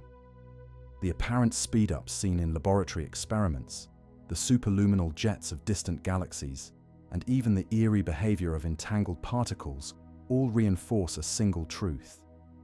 The speed of light remains the limit not because of technological constraint, but because of logical necessity. The fascination with surpassing light speed also reveals something essential about human curiosity. We are drawn to the edges of possibility, to boundaries that define the structure of the world. Every attempt to break the limit has taught us more about the fabric of space-time, about how energy and geometry collaborate to preserve order. Einstein's equations do not crush ambition, they clarify the rules of the game. They show that the universe is not arbitrary, but exquisitely consistent. By exploring the myth of faster-than-light particles, physicists have mapped the outermost edges of causality itself. They have learned that the speed of light is not simply a constraint, but the backbone of coherence, the reason the universe unfolds in a comprehensible sequence. Beyond that boundary lies not a new frontier, but a breakdown of meaning, a region where the equations that describe motion no longer correspond to anything real. In the end, the tachyon serves as both a caution and a symbol. It reminds us that mathematics can tempt us with impossible extensions, and that the universe answers those temptations with the firm logic of geometry. The barrier at the speed of light is not an arbitrary wall, but the mathematical horizon between order and chaos. On one side, time flows forward, causes led to effects, and reality remains stable. On the other, the very distinction between past and future dissolves. Every experiment ever conducted, from cosmic ray detections to quantum field analyses, has found nature standing faithfully on the lawful side of that boundary. No tachyon has whispered from beyond it. No signal has outpaced light. The cosmic speed limit is universal and exact, and its constancy is what gives structure to everything we know. Yet the human desire to explore that boundary, to imagine what might exist if space-time itself could be bent, never fades. And in the coming decades, that desire would take a new shape. If nothing can move through space faster than light, perhaps the next question to ask is whether space itself can move. Could the fabric of space-time, under certain conditions, carry us faster than light could ever travel? Not by breaking the rules, but by rewriting the playing field around them. For more than a century, physicists have tested the limits of light's speed and found that the barrier holds. Yet curiously, nature presents us with scenes that seem to defy it. We see jets of matter that appear to move faster than light, beams of radiation that seem to leap across space instantaneously, and laboratory experiments where light itself seems to stop or surge ahead of its own limit. These effects are not violations of relativity, but demonstrations of its subtlety. They show that the boundary of light speed is more profound than a mere number. It is a rule about what can carry information, not about what can appear to move. The universe offers some of its most deceptive performances near its most violent engines. At the centers of active galaxies, supermassive black holes twist magnetic fields into colossal jets of plasma that shoot outward for thousands of light years. When astronomers began mapping these jets in the 20th century, they noticed that blobs of gas appeared to move several times faster than light. The effect was so striking that some thought the observations must be wrong, but the explanation turned out to be geometry itself. These jets do not move directly across the sky, but at a shallow angle toward the observer. As one bright knot of plasma races outward at nearly light speed, each pulse of light it emits travels a slightly shorter path to Earth than the one before it. The time between arrivals shrinks, giving the illusion that the knot is moving faster than light across the sky. The apparent superluminal motion is real in measurement, but false in cause. The plasma moves below light speed.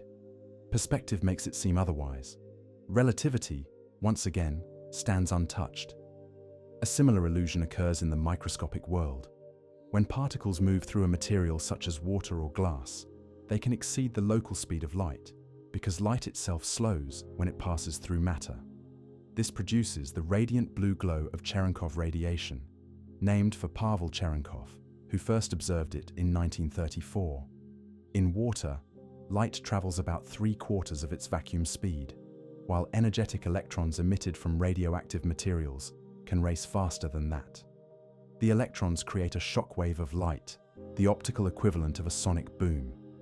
Yet even here, nothing outruns light in a vacuum, the universal constant that governs causality. The electrons break only the local limit, not the cosmic one. In laboratories, scientists have learned to play with light's apparent speed in even more extreme ways. Using ultra-cold atomic gases cooled to billionths of a degree above absolute zero, researchers have slowed light pulses to a crawl. In such a medium, photons interact strongly with atoms, forming a hybrid state that moves through the material at mere meters per second. Under certain carefully controlled conditions, the pulse can be halted entirely, stored as a pattern of atomic excitation, and then released later as light again. In other experiments, physicists have produced the opposite effect: light pulses that seem to travel faster than light speed when they pass through special materials. This occurs because the shape of the pulse changes as it moves. The peak of the wave appears earlier than expected, but the information encoded in it does not. The apparent speed is faster, but no signal is transmitted superluminally. The group velocity of the pulse, which carries information, always stays at or below the constant c. These tricks of nature reveal a vital distinction that is often misunderstood. The speed of light, as enshrined in relativity, refers to the transmission of information or influence, the motion of cause and effect. The apparent motion of a wave pattern, a light spot, or an interference fringe can exceed that speed without breaking any law, because no information is actually moving faster than light. Relativity cares only about what can carry a message or a force. Everything else is illusion. Even the act of observing can create deceptive impressions of motion. When we look at distant stars, we see them not as they are, but as they were, because their light takes years to reach us. A star that suddenly brightens or dims appears to do so instantly across its entire surface, yet each photon began its journey at a slightly different moment. In the depths of space, where distances stretch into billions of light years, these light travel effects can produce optical tricks that seem to bend time itself. The structure of relativity explains all of them without contradiction. Every confirmed observation of apparent faster-than-light motion, whether in the sky or the laboratory, ultimately reinforces Einstein's framework. The universe allows illusions, but not violations. The boundary at light speed remains unbroken because it is written into the geometry of spacetime and the logic of causality. The illusions simply remind us how subtle that geometry can be. These superluminal mirages also inspire deeper questions about the nature of motion and perspective. If nothing can truly outrun light, could spacetime itself be reshaped so that two distant points come closer together? Could we, in principle, manipulate the fabric of the universe in such a way that the journey between stars could be shortened without ever locally breaking the speed of light? The idea that nothing can move faster than light is absolute within spacetime's geometry. Yet the universe itself finds creative ways to play with that rule. The cosmos is filled with phenomena that appear to challenge it, but each, when studied carefully, only deepens our understanding of why Einstein's limit endures. The key is to distinguish between motion through space and motion of space, between the traveler and the stage upon which the traveler moves. One of the most striking demonstrations of this distinction is cosmic expansion. Galaxies beyond our local group are receding from us because the fabric of space itself is stretching.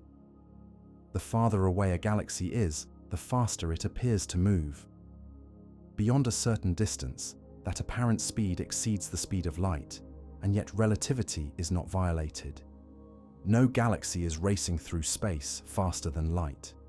Instead, the space between galaxies expands, carrying them apart. The galaxies are like dots painted on the surface of an inflating balloon. They move away from each other, not by their own motion, but because the surface itself grows. This stretching of space is permitted because relativity's speed limit applies only locally to motion through space, not to the expansion of the universe itself. A similar phenomenon occurs near black holes, where gravity becomes so intense that space-time curves inward faster than light can climb out.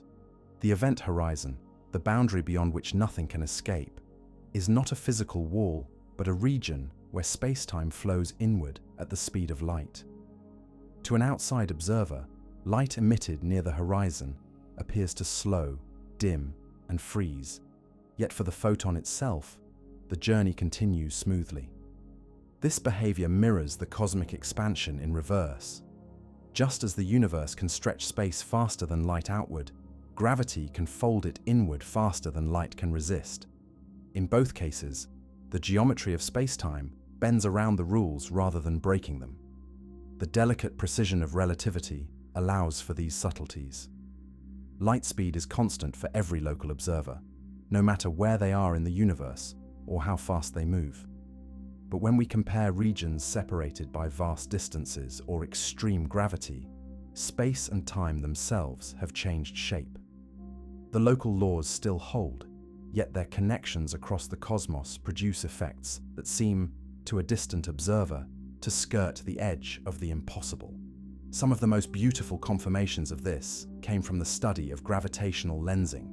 When light from a distant galaxy passes near a massive object, such as another galaxy, or a cluster of dark matter, spacetime's curvature bends its path, producing multiple images or arcs of the same source. To the observer, the light seems to have taken different routes, some shorter, some longer, arriving at slightly different times.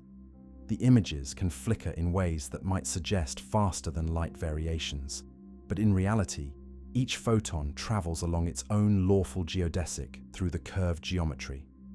The apparent superluminal flashes are the result of light following different paths across warped spacetime. Laboratory experiments echo these cosmic effects on smaller scales.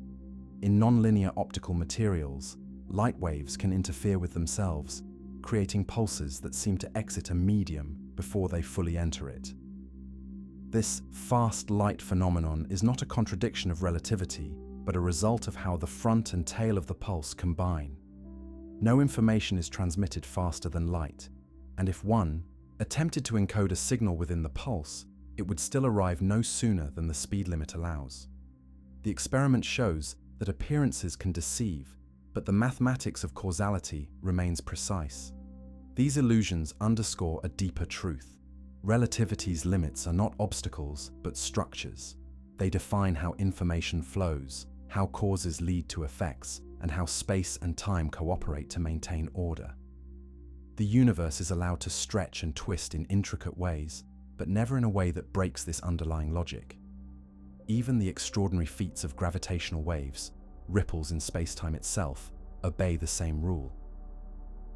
When two massive black holes merge, they release energy in the form of these waves, which spread outward at the speed of light. In 2015, when LIGO first detected such a signal, it confirmed that spacetime vibrations travel no faster and no slower than light. The geometry that allows these waves to cross the cosmos is the same geometry that forbids any physical object from outpacing them. The illusions of faster-than-light motion, whether seen in cosmic jets, expanding galaxies, or intricate optical experiments, all converge on one lesson. The universe is self-consistent. Every observation that seems to break the rule eventually reveals a deeper harmony. And yet, having confirmed the immutability of this limit, physics dares to imagine bending space-time itself in controlled ways, not to accelerate through it, but to reshape it. Could we, in principle, manipulate the geometry so that a traveler remains locally at rest while space itself moves around them? If nothing can move through space faster than light, the next idea is both daring and logical. Perhaps we could move space itself. The concept does not seek to break Einstein's rule, but to use it in a different way. Space and time are flexible, and relativity tells us that they can bend, stretch, and even ripple. So, if the fabric of space-time is not fixed, could it be shaped in such a way that distant points come together, allowing travel faster than light would take, not by crossing space, but by changing the shape of space itself? This idea lies at the heart of what would later be called the warp metric, a mathematical construct proposed in 1994 by the Mexican physicist Miguel Alcubierre. Building on Einstein's equations, Alcubierre imagined a region of space-time that contracts in front of a spacecraft and expands behind it. The ship would not move through space in the usual sense. Instead, it would sit within a bubble of flat space-time that rides a wave of geometric distortion. From the ship's point of view, it would remain at rest while distant stars seem to rush past. From an outside perspective, the bubble itself could move faster than light. Crucially, this motion does not violate relativity. Inside the bubble, the ship never locally exceeds light speed. The the laws of physics hold true in its immediate surroundings. The apparent faster-than-light travel arises from the stretching of spacetime, not from the movement of matter through it. The concept is similar to cosmic expansion, where distant galaxies recede from us faster than light because the space between us expands. The difference is scale and control. Alcubierre's model compresses that cosmic stretching into a localized, engineered region. However, this elegant idea carries a formidable obstacle: energy. The mathematics of the warp metric requires a peculiar form of mass energy, negative energy density. In ordinary physics, energy is always positive. Negative energy in this context means a region where the gravitational field repels rather than attracts. No known form of matter behaves this way on macroscopic scales. Quantum physics allows fleeting negative energy densities, as seen in the Casimir effect, where two closely spaced metal plates experience a tiny attractive force due to the suppression of vacuum fluctuations between them. But the amount of negative energy produced in such experiments is infinitesimal, far too small to influence spacetime significantly. Calculations show that even a modest warp bubble would require negative energy equivalent to the mass energy of an entire star, distributed in a precise configuration. Any attempt to form such a bubble with ordinary matter would collapse under its own gravity. Later refinements reduced the energy requirement slightly, but not enough to bring it within reach of any known technology or physical process. In recent years, some theorists have explored variations of the warp concept using exotic fields from quantum mechanics, hoping to find loopholes that reduce the impossible energy demands. So far, none have succeeded in producing a physically consistent model that avoids contradictions or catastrophic instabilities. Each attempt confronts the same fundamental constraint: energy conditions built into Einstein's equations forbid large, sustained regions of negative energy. The geometry can be imagined, but not built. The same issue arises with another form of hypothetical faster-than-light travel: the wormhole. A wormhole, in theory, is a tunnel through spacetime that connects two distant regions by bending the geometry so that they meet. If traversable wormholes exist, they could allow instantaneous passage between faraway points without locally breaking the speed of light. Yet, like the warp bubble, they require exotic matter to keep them open. Without negative energy, the tunnel collapses faster than light could cross it. These mathematical constructions do not offer practical pathways to faster-than-light travel, but they reveal something remarkable about relativity itself. The equations that forbid breaking the light speed limit also contain within them the possibility of reshaping spacetime, as long as the energy conditions are met. The barrier remains absolute for motion through space, but not necessarily for the fabric of space itself. In this sense, the light speed limit is both unyielding and creative. It defines what is possible and guides our imagination toward the edges of geometry. Even if the dream of a warp drive remains out of reach, its mathematics has deepened our understanding of the universe. It reminds us that the cosmos is not a static void, but a dynamic fabric capable of expansion, contraction, and curvature. It tells us that the constant c is not just a number, but the rule that governs how spacetime measures itself. So far, no known process, natural or artificial, can circumvent the light speed boundary without invoking impossible energy or unstable geometry. Yet by exploring these frontiers, physicists continue to learn how reality enforces consistency. Every failed attempt to surpass the limit only reinforces its importance. The illusions of superluminal motion, from plasma jets to theoretical warp bubbles, all point to one truth. Light speed is the ultimate expression of spacetime's geometry, a constant that defines how the universe keeps its story coherent. But to understand why this boundary is so deeply woven into every physical law, we must step into the realm of quantum theory, a domain where particles become waves, and even there, the speed of light continues to rule. The story of faster-than-light travel often begins with a contradiction. Einstein's equations allow spacetime to curve, twist, and even connect distant regions, but they simultaneously forbid any object from exceeding light speed within that space.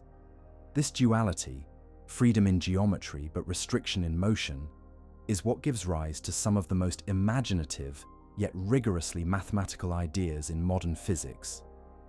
Among these are warp drives and wormholes, theoretical constructs that would let us traverse cosmic distances, not by breaking the light barrier, but by bending the very fabric of reality. The idea of manipulating spacetime emerged from the same equations that describe gravity itself. General relativity does not see space and time as fixed coordinates, but as a dynamic field, responsive to mass and energy. In Einstein's view, gravity is not a force that pulls objects, but a curvature of spacetime that guides them. If mass can curve spacetime to hold planets in orbit, then perhaps another form of energy could curve it in reverse, compressing and stretching it to create shortcuts through the cosmos. The most famous mathematical model to capture this idea came from physicist Miguel Alcubierre in 1994. He proposed a configuration of spacetime now known as the Alcubierre warp metric. In this model, a spacecraft would sit inside a region of flat spacetime, a bubble, surrounded by a shell of distorted geometry. The space in front of the bubble would contract, while the space behind it would expand. To distant observers, the bubble could appear to move faster than light, even though the ship itself never locally exceeds the speed limit. The concept does not defy relativity, it uses its flexibility. Inside the bubble, everything behaves normally. The apparent superluminal motion arises from the movement of spacetime itself. This idea is remarkably similar to how the universe expands. Galaxies are not racing through pre-existing space. Space itself stretches, carrying them apart. Distant galaxies can recede from us faster than light, not because they are moving through space at that speed, but because the space between us grows. The Alcubierre drive is essentially this cosmic principle compressed into a localized, directed wave. But the mathematics that describes such a bubble also carries a price. Energy. The warp region requires negative energy density, a form of energy that is repulsive rather than attractive. Ordinary matter and radiation have positive energy, which curves spacetime inward, creating gravity. To make the bubble, one would need energy that curves spacetime outward, effectively creating anti-gravity. No known form of matter behaves this way on macroscopic scales. Quantum field theory allows fleeting negative energies under very specific circumstances. One example is the Casimir effect, where two metal plates placed extremely close together experience a tiny attractive force due to suppressed quantum fluctuations between them. The energy density in that narrow gap is slightly negative relative to the surrounding space, but the effect is infinitesimal, enough to bend spacetime by less than a trillionth of a meter. To sustain a warp bubble large enough for even a dust grain would require negative energy equivalent to the mass of Jupiter. Over the years, physicists have explored refinements that reduce the energy requirements. Some models use toroidal fields or modify the shape of the warp bubble to distribute stress more efficiently. While these versions reduce the total energy needed by several orders of magnitude, they still demand quantities beyond any conceivable technology. Moreover, they all rely on exotic matter, material that violates the known energy conditions of general relativity. Without such matter, the warp bubble collapses before it can move. A related idea is the wormhole, a hypothetical tunnel connecting two distant regions of space-time. The concept originated in 1935 when Einstein and Nathan Rosen examined solutions to the field equations that link two black holes by a shared throat, the so-called Einstein-Rosen bridge. At first, it seemed like a natural shortcut through space-time. But further studies showed that the bridge pinches off too quickly for anything, even light, to cross. To hold it open would again require negative energy, the same elusive ingredient as the warp bubble. Modern physics treats these constructs not as engineering projects, but as thought experiments that probe the limits of relativity. They teach us what the equations permit and what the universe forbids. Wormholes and warp drives are mathematically consistent in theory, but physically unrealizable because they demand energy forms that appear incompatible with the quantum vacuum. Even if negative energy could somehow be produced, it would have to be arranged with impossible precision to prevent the structure from collapsing or exploding into radiation.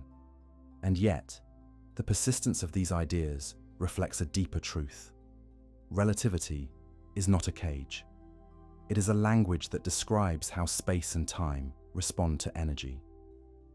The same mathematics that prevents faster-than-light motion also reveals how geometry can be shaped, how the universe can expand, how gravity can slow time, and how energy can bend light.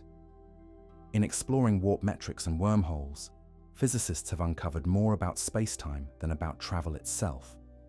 They have learned that geometry is alive, dynamic, and governed by strict rules that maintain causality. Every attempt to twist those rules further illuminates the perfection of their balance. The dream of bending space remains a dream, but one rooted in precise mathematics rather than imagination alone. It shows that the universe's greatest barriers, like the speed of light, are not flaws to be conquered, but principles that preserve order. Even so, the next great question arises from the smallest scales, not the cosmic ones. When we move from relativity's smooth spacetime to the quantum world, where particles flicker in and out of existence, does the limit still hold? Could quantum mechanics, with all its strangeness, offer a loophole? At the intersection of relativity and quantum theory lies one of the most intricate puzzles in all of physics: how to reconcile the smooth geometry of spacetime with the restless, probabilistic world of particles and fields. In this quantum realm, uncertainty reigns. Particles appear and vanish, energy fluctuates, and fields oscillate with no fixed boundary. Yet, even amid this chaos, one rule remains immovable: nothing can transmit information faster than light. The question of whether quantum mechanics might allow a loophole first arose when scientists began studying entanglement. Two particles can be created in such a way that their properties are perfectly correlated. Measure one, and you instantly know the state of the other, no matter how far apart they are. To the imagination, this seems like faster-than-light communication. Einstein himself called it spukhafte Fernwirkung, spooky action at a distance. But this spookiness is not a violation of relativity. When one particle's state is measured, no information is transmitted to the other. The outcome is determined only when the two measurements are compared, which requires an ordinary, light-speed exchange of data. The apparent instantaneity is an illusion born from correlation, not communication. Quantum theory and relativity, far from contradicting each other, are intertwined. The modern framework that unites them is called quantum field theory, a description in which particles are excitations of underlying fields that fill spacetime. These fields obey relativistic equations, ensuring that no interaction or influence can travel faster than light. Even the fleeting virtual particles that populate the vacuum respect this rule statistically. They may appear briefly to borrow energy from nothing, but when averaged over time, they leave the speed limit intact. In this framework, every force in nature has its own field. The electromagnetic field, the weak and strong nuclear forces, and even the hypothetical field that would mediate gravity, all propagate at or below light speed. The geometry of spacetime is built into the mathematics from the start. No signal, no matter how quantum, can outrun the metric that defines causality. Still, physicists have searched for exceptions. Could quantum tunneling, the phenomenon in which particles appear to pass through barriers that should confine them, allow faster-than-light behavior? In the 1990s, experiments with photons in carefully designed optical setups seemed to show that tunneling pulses emerged from barriers faster than light would travel through the same distance. But careful analysis revealed that what moved faster was the reshaped peak of the pulse, not the actual transfer of energy or information. The front edge, which carries causal influence, always arrived at or below light speed. Once again, relativity remained unbroken. Other quantum effects, such as vacuum fluctuations and the Casimir force, show that spacetime is far from empty. It seethes with virtual particles appearing and disappearing constantly. These fluctuations give rise to measurable effects, such as the slight attraction between parallel metal plates or the tiny corrections to an electron's magnetic moment. Yet all of these phenomena are local. Their influences propagate only as fast as light allows. Even the quantum vacuum, with its restless energy, obeys the same causal structure that defines the rest of the universe. In 2022, the Nobel Prize in Physics was awarded to Alain Aspect, John Clauser, and Anton Zeilinger for experiments confirming that entanglement is real, that quantum mechanics is fundamentally non-local in correlation but perfectly local in causation. Their results left no doubt.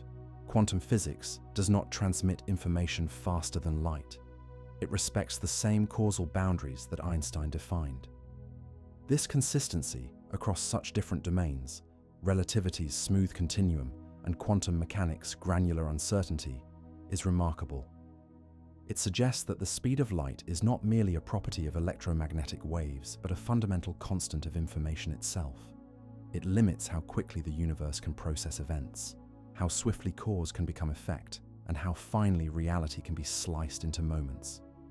Even as physicists search for a unified theory of quantum gravity, one that will describe spacetime and matter as two expressions of a single reality, the speed of light remains the unbroken thread linking them. Every experiment, from the largest collider to the most delicate quantum test, finds the same answer. Nature's code is written at one speed, and that speed is absolute. Light speed is not a convenience of measurement, it is the tempo of the universe. In the quantum world, as in the cosmic one, it defines how reality evolves from instant to instant. And if this constant binds the smallest scales as tightly as the largest, it must carry a deeper significance, one that touches the very structure of the cosmos itself. Even at the smallest scales, the universe moves to the rhythm set by light. Every quantum field, every fluctuation of energy, every entangled state lives within the same causal web defined by that unchanging constant. It is the pulse that synchronizes the cosmos. From the whisper of subatomic particles to the roar of colliding galaxies. In the language of quantum field theory, the speed of light is not merely a limit. It is the scale that converts between space and time, energy and momentum. The equations that govern all known particles contain this constant at their core. It determines how electric and magnetic fields intertwine, how electrons orbit atoms, how nuclear forces hold together, and how radiation moves across the vacuum. Without it, the mathematics of existence would fall apart. This unity becomes clear when one considers how energy and information flow in the quantum world. The excitations of fields, what we call particles, carry information about their interactions, but that information is restricted by the geometry of spacetime. When a particle is created, its influence spreads outward in all directions, forming a sphere that expands at the speed of light. Nothing outside that sphere can be affected until the wavefront reaches it. This rule, called microcausality, is built into every quantum field equation. It ensures that the quantum vacuum, no matter how turbulent, never allows communication faster than light. Even quantum entanglement, which appears to bind distant particles instantaneously, obeys the same structure. Entanglement does not send signals, it encodes correlations, statistical linkages that are revealed only when measurements are compared later, through classical channels limited by light speed. Einstein's discomfort with spooky action at a distance stemmed from intuition, rather than inconsistency. Modern experiments show that while entangled particles share a connection that transcends distance, that connection cannot be used to transmit cause or effect outside the light cone. The geometry of spacetime, even here, remains sovereign. The most subtle question in this domain arises when one considers the fabric of space-time itself. Could it, at the smallest scales, be discrete, a quantum structure, rather than a smooth continuum?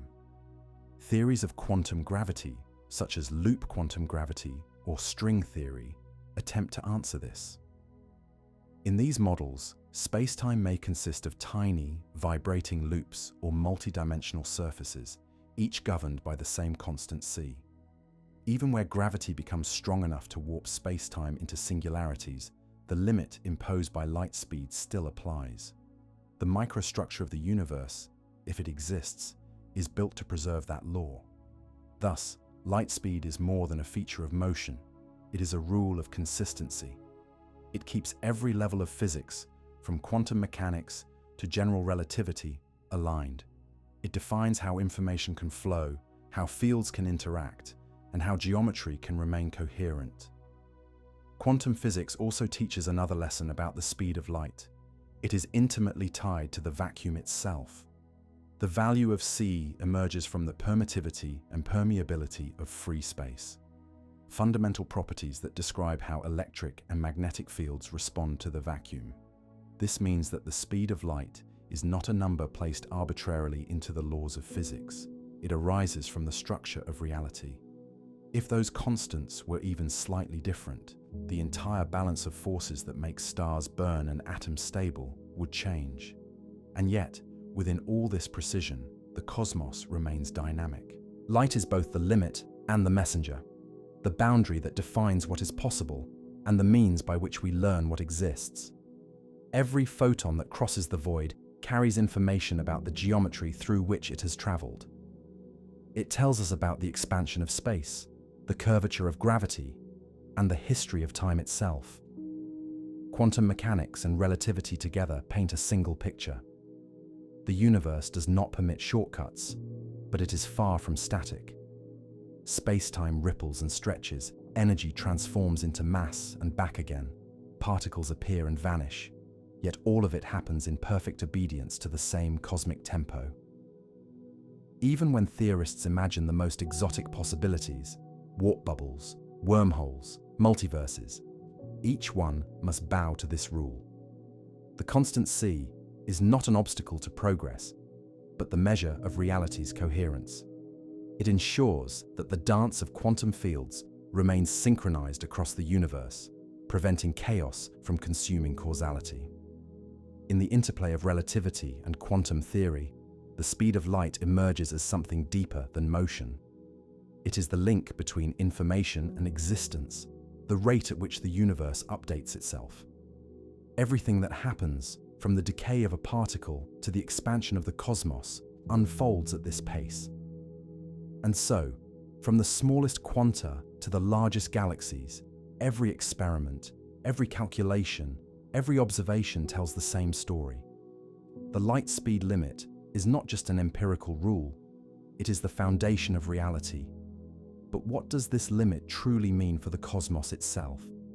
If every interaction, every force, and every ripple of gravity travels at the same ultimate pace, what does that say about the shape and destiny of the universe? When physicists began uniting relativity with the principles of quantum mechanics in the early 20th century, they found that light's constancy was more than a constraint. It was a unifying thread. Relativity had shown that the speed of light governs the structure of space-time, while quantum theory revealed that energy and matter are quantized, coming in discrete packets. When these two perspectives merged, the result was quantum field theory, a framework that describes every known particle and interaction as excitations of underlying fields that fill all of space. Within this framework, the light speed limit became the foundation upon which everything else was built. Each field, electromagnetic, strong, weak, or gravitational, obeys relativistic equations that ensure causality. No influence, signal, or force can propagate faster than light. It is not a rule imposed from above, but a property embedded in the mathematics of the fields themselves. The geometry of spacetime sets the boundaries for how information moves, and the fields respect those boundaries automatically. The electromagnetic field was the first to reveal this unity. Maxwell's equations, written in the 19th century, predicted waves that propagate at a fixed speed, 299,792 kilometers per second, the same speed measured for light. This coincidence led to the realization that light is an electromagnetic wave, a ripple in the field that pervades the vacuum. When quantum mechanics arrived, it showed that light is also a stream of photons, particles that carry energy and momentum, but no rest mass. The constancy of their speed is what gives the electromagnetic field its shape and coherence. Quantum electrodynamics, developed in the mid-20th century, extended this principle to extraordinary precision. It showed that the interactions between light and matter, between photons and electrons, all unfold according to the same relativistic rules. The equations describing these interactions respect the light-speed boundary at every step. Virtual particles may flicker into existence briefly, borrowing energy from the vacuum, but when averaged over time, their effects preserve causality. The same pattern appears in the quantum fields of the strong and weak nuclear forces. The particles that carry these forces, gluons, W bosons, and Z bosons, also obey the speed limit. They interact through exchange processes that are localized, meaning that no signal or information leaps ahead of light's front. Even in the depths of a neutron star, or the heart of a supernova, where densities and energies defy ordinary comprehension, the propagation of information still respects the same cosmic constant. One of the most revealing tests of this principle came from observations of cosmic events. In 2017, astronomers detected gravitational waves from the collision of two neutron stars, an event known as GW 170817. Just seconds later, telescopes around the world recorded a burst of gamma rays from the same region of the sky. The two signals, one a ripple in spacetime, the other a surge of light, traveled for over 100 million light-years and arrived almost simultaneously. The difference in their arrival times was less than 2 seconds. This breathtaking agreement confirmed that gravitational waves, like light, move at the universal speed c. In quantum field theory, this constancy is no coincidence. The structure of the equations themselves ensures that every interaction, electromagnetic, nuclear, or gravitational, is woven into the same causal fabric. Fields can fluctuate, energy can appear and vanish briefly, but information cannot outrun the geometry that contains it. Even quantum entanglement, which seems to link distant particles instantly, does not escape this boundary. When two particles share a quantum state, their measured properties are correlated, but no signal passes between them faster than light. The correlations exist outside the classical picture of cause and effect, yet they cannot be used to transmit information.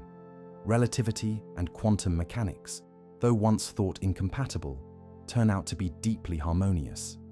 What this harmony reveals is that light speed is not a limit in the ordinary sense. It is the rate at which spacetime itself communicates. Every field, every fluctuation, every exchange of energy occurs within the same tempo. The universe updates itself at light speed, no faster and no slower. Even the quantum vacuum, the lowest possible energy state of all fields, obeys this rule. It is not empty, but filled with incessant activity, virtual particles appearing and disappearing in pairs. These fluctuations are bound by uncertainty, but their effects are confined by the light-speed boundary. The subtle push and pull of these fields create real, measurable forces, such as the Casimir effect, and yet they never transmit information faster than the geometry allows. At every scale, from atoms to galaxies, the universe remains consistent. The same constant that defines the motion of light governs the speed of causality, the structure of space-time, and the rhythm of quantum interactions.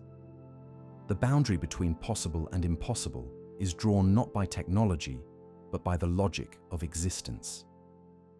Quantum field theory, in uniting relativity with quantum mechanics, confirmed that the speed of light is not just a property of photons, it is a law of information. It tells us how quickly reality can change, how swiftly energy can flow, and how the past gives rise to the future. But this revelation leads naturally to a deeper question. If every field, every wave, and every force respects this limit, what role does it play in shaping the universe itself? How does this constant determine the architecture of space, time, and matter on the grandest scale? The constancy of the speed of light does more than bind particles and fields to a universal rule. It shapes the architecture of the cosmos itself. On every scale, from the smallest fluctuation in a quantum field to the stretching of entire galaxies, this single value determines how reality evolves. The universe's very geometry is written in its language. In quantum field theory, each field permeates all of space, vibrating and exchanging energy in precise rhythms. These vibrations are not random.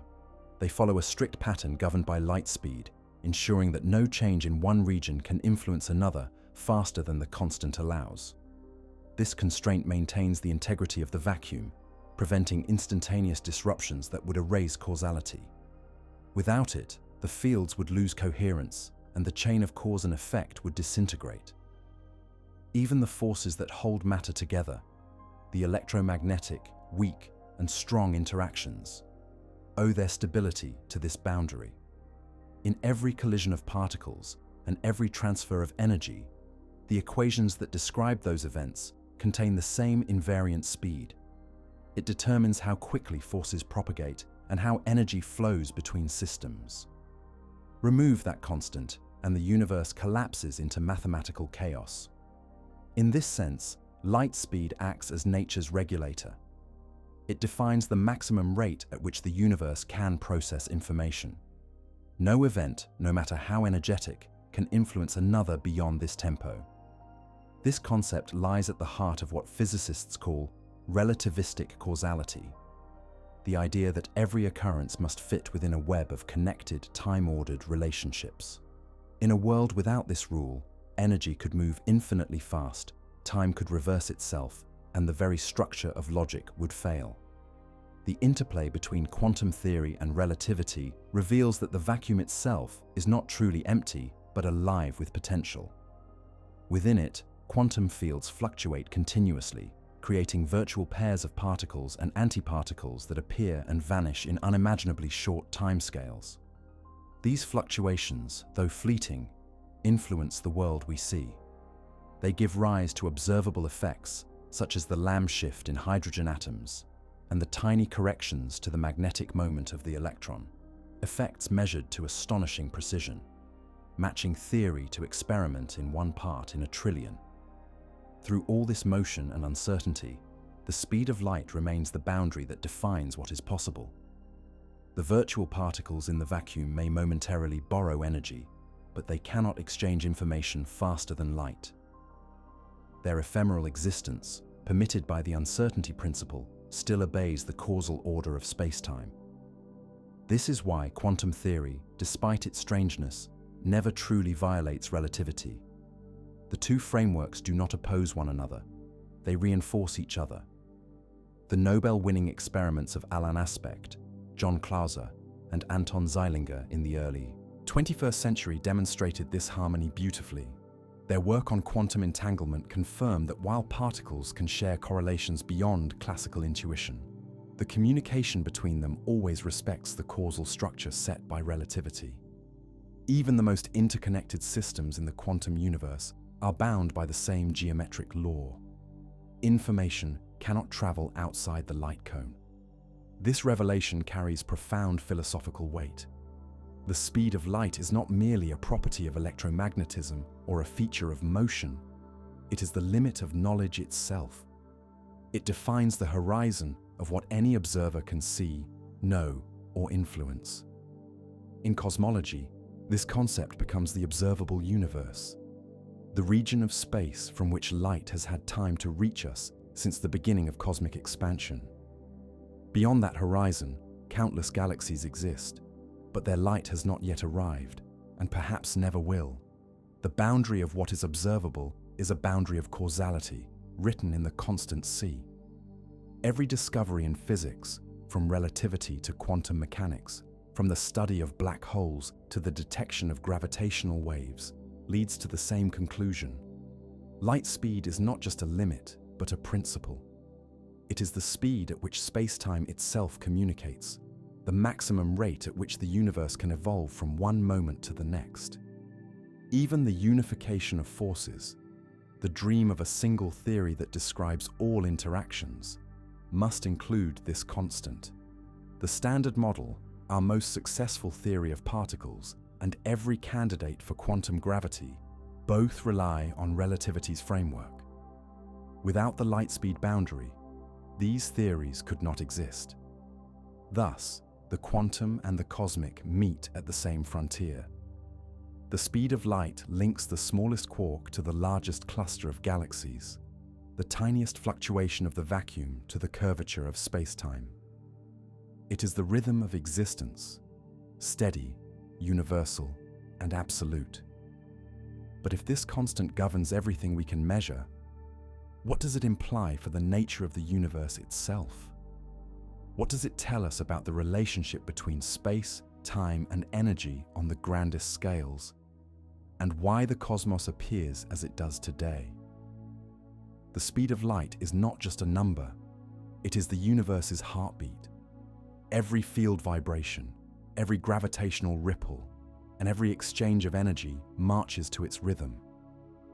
On the largest scales, this single constant defines the tempo of cosmic evolution, setting how fast the universe expands, how stars send their light through the void, and how long it takes for history itself to unfold.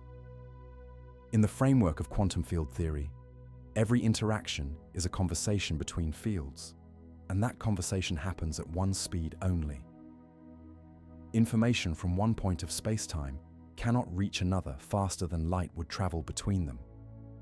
This means the causal network of the universe, the intricate web connecting every event to every other, grows outward at light speed. The cosmic story unfolds one causal step at a time, ordered, consistent, and self-contained. This structure explains why light speed appears everywhere in physics, even in laws that seem unrelated. The relationship between energy and mass, written as E equals m times c squared, emerges naturally from the unification of spacetime and field theory. It tells us that mass is simply stored energy, and that the constant c defines how one transforms into the other. When matter and antimatter meet and annihilate, they release energy at this exact conversion rate. The power of the sun, the heat of nuclear reactions, and the light of distant stars all depend on this immutable bridge between matter and energy. The constant c also links quantum mechanics with thermodynamics and cosmology. In the early universe, when energy densities were unimaginably high, radiation and matter were almost indistinguishable. The rate at which the cosmos expanded was determined by how fast light could move through that dense plasma. As the universe cooled, photons decoupled from matter, freeing the cosmic microwave background, the faint glow we still observe today. The pattern of that ancient light encodes the geometry of space, revealing that even across billions of light years, the rules set by the speed of light remain consistent.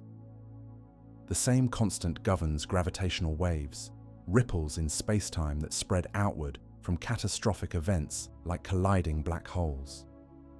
When these waves reach us, they stretch and compress space itself, altering the distances between objects by fractions of an atomic diameter. Yet they too travel at the speed of light. This universality, light waves and gravitational waves moving in perfect sync, confirms that the geometry of space-time is indivisible. The limit is not a property of any single force, but of the fabric that underlies them all. At quantum scales, light speed also dictates how uncertainty behaves. The Heisenberg uncertainty principle, which ties together a particle's position and momentum, depends implicitly on the space-time structure that C defines.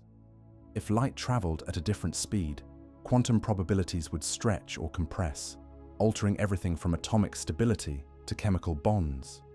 The The speed of light thus anchors not only relativity, but the very predictability of matter. Even the flow of time, as we experience it, arises from this same law.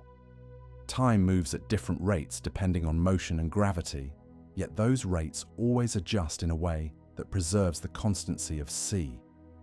In effect, time and space trade with one another to ensure that no observer ever measures light moving faster or slower.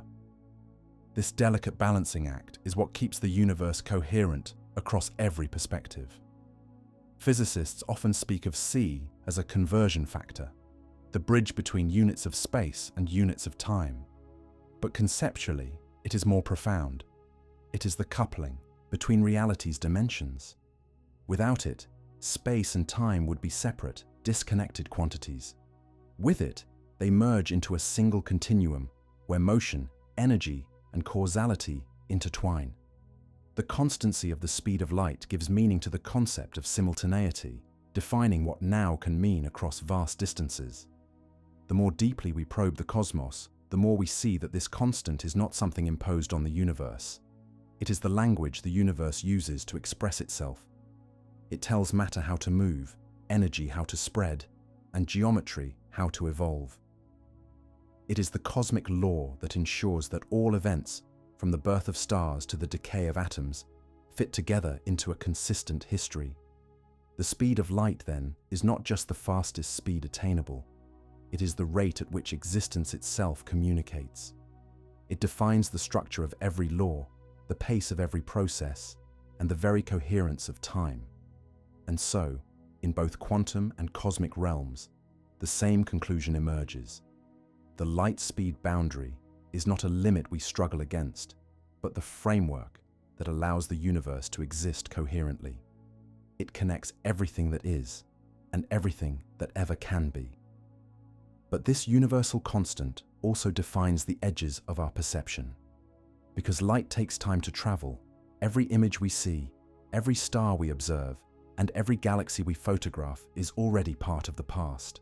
Light's speed does not just shape the laws of physics, it shapes our view of reality itself. The universe is not a static expanse, but a living geometry written in light.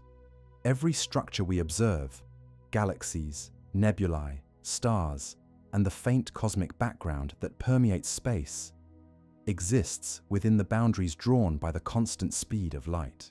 This constant, 299,792 kilometers per second, defines the tempo of cosmic evolution and the horizon of understanding. It is the rate at which reality communicates with itself, the boundary separating what can be known from what forever remains unseen. Every observation we make, from the faintest galaxy to the nearest star, is an encounter with the past. Because light takes time to travel, we never see anything as it is, only as it was. When we gaze upon a distant cluster of galaxies, the light that enters our telescopes began its journey millions or billions of years ago. Each photon carries a timestamp from an earlier epoch, turning the sky into a layered record of cosmic history. The universe reveals itself not in space, but in time. Einstein's general theory of relativity gives this delay a deeper meaning. It shows that light speed is not just a property of electromagnetic waves, but a property of spacetime itself. The geometry of the cosmos is shaped by energy and mass, and the rate at which this geometry evolves is set by c. When gravitational waves ripple through space, when matter collapses into stars or black holes, or when galaxies drift apart through cosmic expansion, every motion unfolds within the same causal framework. Nothing outruns the tempo of light. The finite speed of light ensures that cause precedes effect everywhere in the universe. It preserves the sequence of events that makes physics coherent and life possible. Without it, every interaction would happen instantaneously, obliterating time and order. The light speed limit is what prevents the cosmos from dissolving into chaos. It gives the universe its structure, forcing every transformation to propagate step by step, binding the smallest atom to the largest supercluster in a single web of causality. The constancy of c also determines what we can observe. The observable universe, about 46 billion light-years in every direction, is not a physical edge, but a temporal one. Beyond it lies space that light has not yet crossed since the Big Bang. Those regions exist, but remain forever unreachable, hidden not by distance, but by time. Within that horizon lies every photon that has had time to reach us, every gravitational ripple that has brushed past Earth, every event connected to us by the chain of causality. Even the expansion of the universe obeys this same law. Distant galaxies recede faster than light because space itself stretches, not because the galaxies move through space at impossible speed. No matter how far they go, the light-speed boundary remains unbroken. It simply reshapes itself as the geometry of the universe evolves. Cosmic expansion, gravitational waves, and light all follow the same deep rule. Information travels only as fast as space-time allows. This boundary also defines our isolation. As the universe expands, more and more galaxies drift beyond our horizon. Their light will never reach us. Their existence will fade from visibility. In the distant future, only the nearest galaxies will remain, glowing like islands in an infinite night. The same constant that makes the universe knowable also guarantees that it will one day fall silent. And yet, the speed of light is not a constraint, but a gift. It allows history to exist. Because light travels at a finite speed, the cosmos possesses narrative, a before, a now, and an after. Each photon tells part of the story, carrying information from one moment to another. The finite speed of light gives the universe time to evolve, for stars to form, for matter to assemble into life. It transforms what might have been an instantaneous chaos into a coherent unfolding of events. Light speed, then, is the universe's law of order. It ensures that everything that happens within the same rhythm, a cosmic tempo that ties together energy, gravity, and time itself. The constancy of c is not merely an equation, it is the architecture of reality. It keeps the story of the universe consistent, one heartbeat of light at a time. When we look into the night sky, we are seeing time stretched across space. Every star, every galaxy, every faint reflection from a distant cluster is a message from the past. The light from the sun left 8 minutes ago. The light from the nearest star took 4 years to reach us. The faint red glow of the Andromeda galaxy began its journey over 2 million years ago, long before modern humans appeared. The farthest galaxies observed by the James Webb Space Telescope shined from 13 billion years in the past, when the first stars were forming. Light connects us to those ancient moments, not instantly, but patiently, always at the same speed. This delay gives meaning to existence. Because light moves at a finite pace, we can read the universe like an unfolding book. Its earliest chapters are written in the faint microwave background radiation, the afterglow of the Big Bang. Its middle chapters are told through galaxies, clusters, and stars. Its latest chapters play out in the nearby cosmos, where gravity sculpts and merges galaxies, birthing new suns and planets. Without the light speed delay, none of this story could be known. The entire universe would collapse into a single static instant, with no history, no depth, no wonder. And yet, the same law that reveals the past also defines the limits of the future. We can never travel or communicate faster than light, and that means we can never see beyond our cosmic horizon. Even if humanity built ships that could reach 99.999% of light speed, the distances between stars and galaxies would still remain staggering. The Milky Way itself spans 100,000 light-years. To cross it, even at near-light speed, would take longer than recorded human history. The barrier of c is not a technological hurdle, it is the geometry of reality itself. But relativity offers a subtle grace. As speed increases, time slows down for the traveler. To an astronaut moving near light speed, a journey that lasts centuries for those left behind might seem only years long aboard the ship. This effect, called time dilation, is not imagination, but experiment, confirmed countless times with high-speed particles, atomic clocks, and orbiting satellites. The closer one moves to light speed, the more time bends. Yet no matter how fast we go, light itself remains constant, untouched, eternal. The finite speed of light also defines how we experience our own world. Commands sent to distant probes, signals from planets, and even sunlight itself all arrive with measurable delay. We do not see the solar system in real time, but in a continuous echo of its past. That delay, a few minutes between planets, hours between worlds, is a small-scale reflection of the universe's deeper structure. And through that same constant, we are connected to the cosmos. The atoms that make up our bodies were forged in ancient stars whose light has long since faded. The energy that sustains us began as photons produced in the sun's core thousands of years ago, taking millennia to reach the surface before traveling the final 8-minute journey to Earth. Every breath we take, every heartbeat, is powered by light that began its story ages before our own. To exist, then, is to live within light's rhythm, to be part of the cosmic tempo that began with the first expansion of space. The speed of light defines not just how we see the universe, but how we belong to it. It creates the flow of time, the connection between cause and effect, and the continuity between the living and the distant stars that gave us form. In the end, light is not only a messenger from the past, it is the pulse of existence itself. We cannot outrun it because we are made of it. Our atoms, our memories, our perception of the universe all move to its rhythm. The constant C is not merely a limit. It is the thread that ties together all of reality, from the quantum vacuum to the edge of the cosmos. To look at the night sky is to hear that rhythm, the slow, patient beat of the universe keeping time with itself. Everything that has ever been, everything that will ever be, moves within that same unchanging pace. And so long as light travels, the universe will continue to tell its story.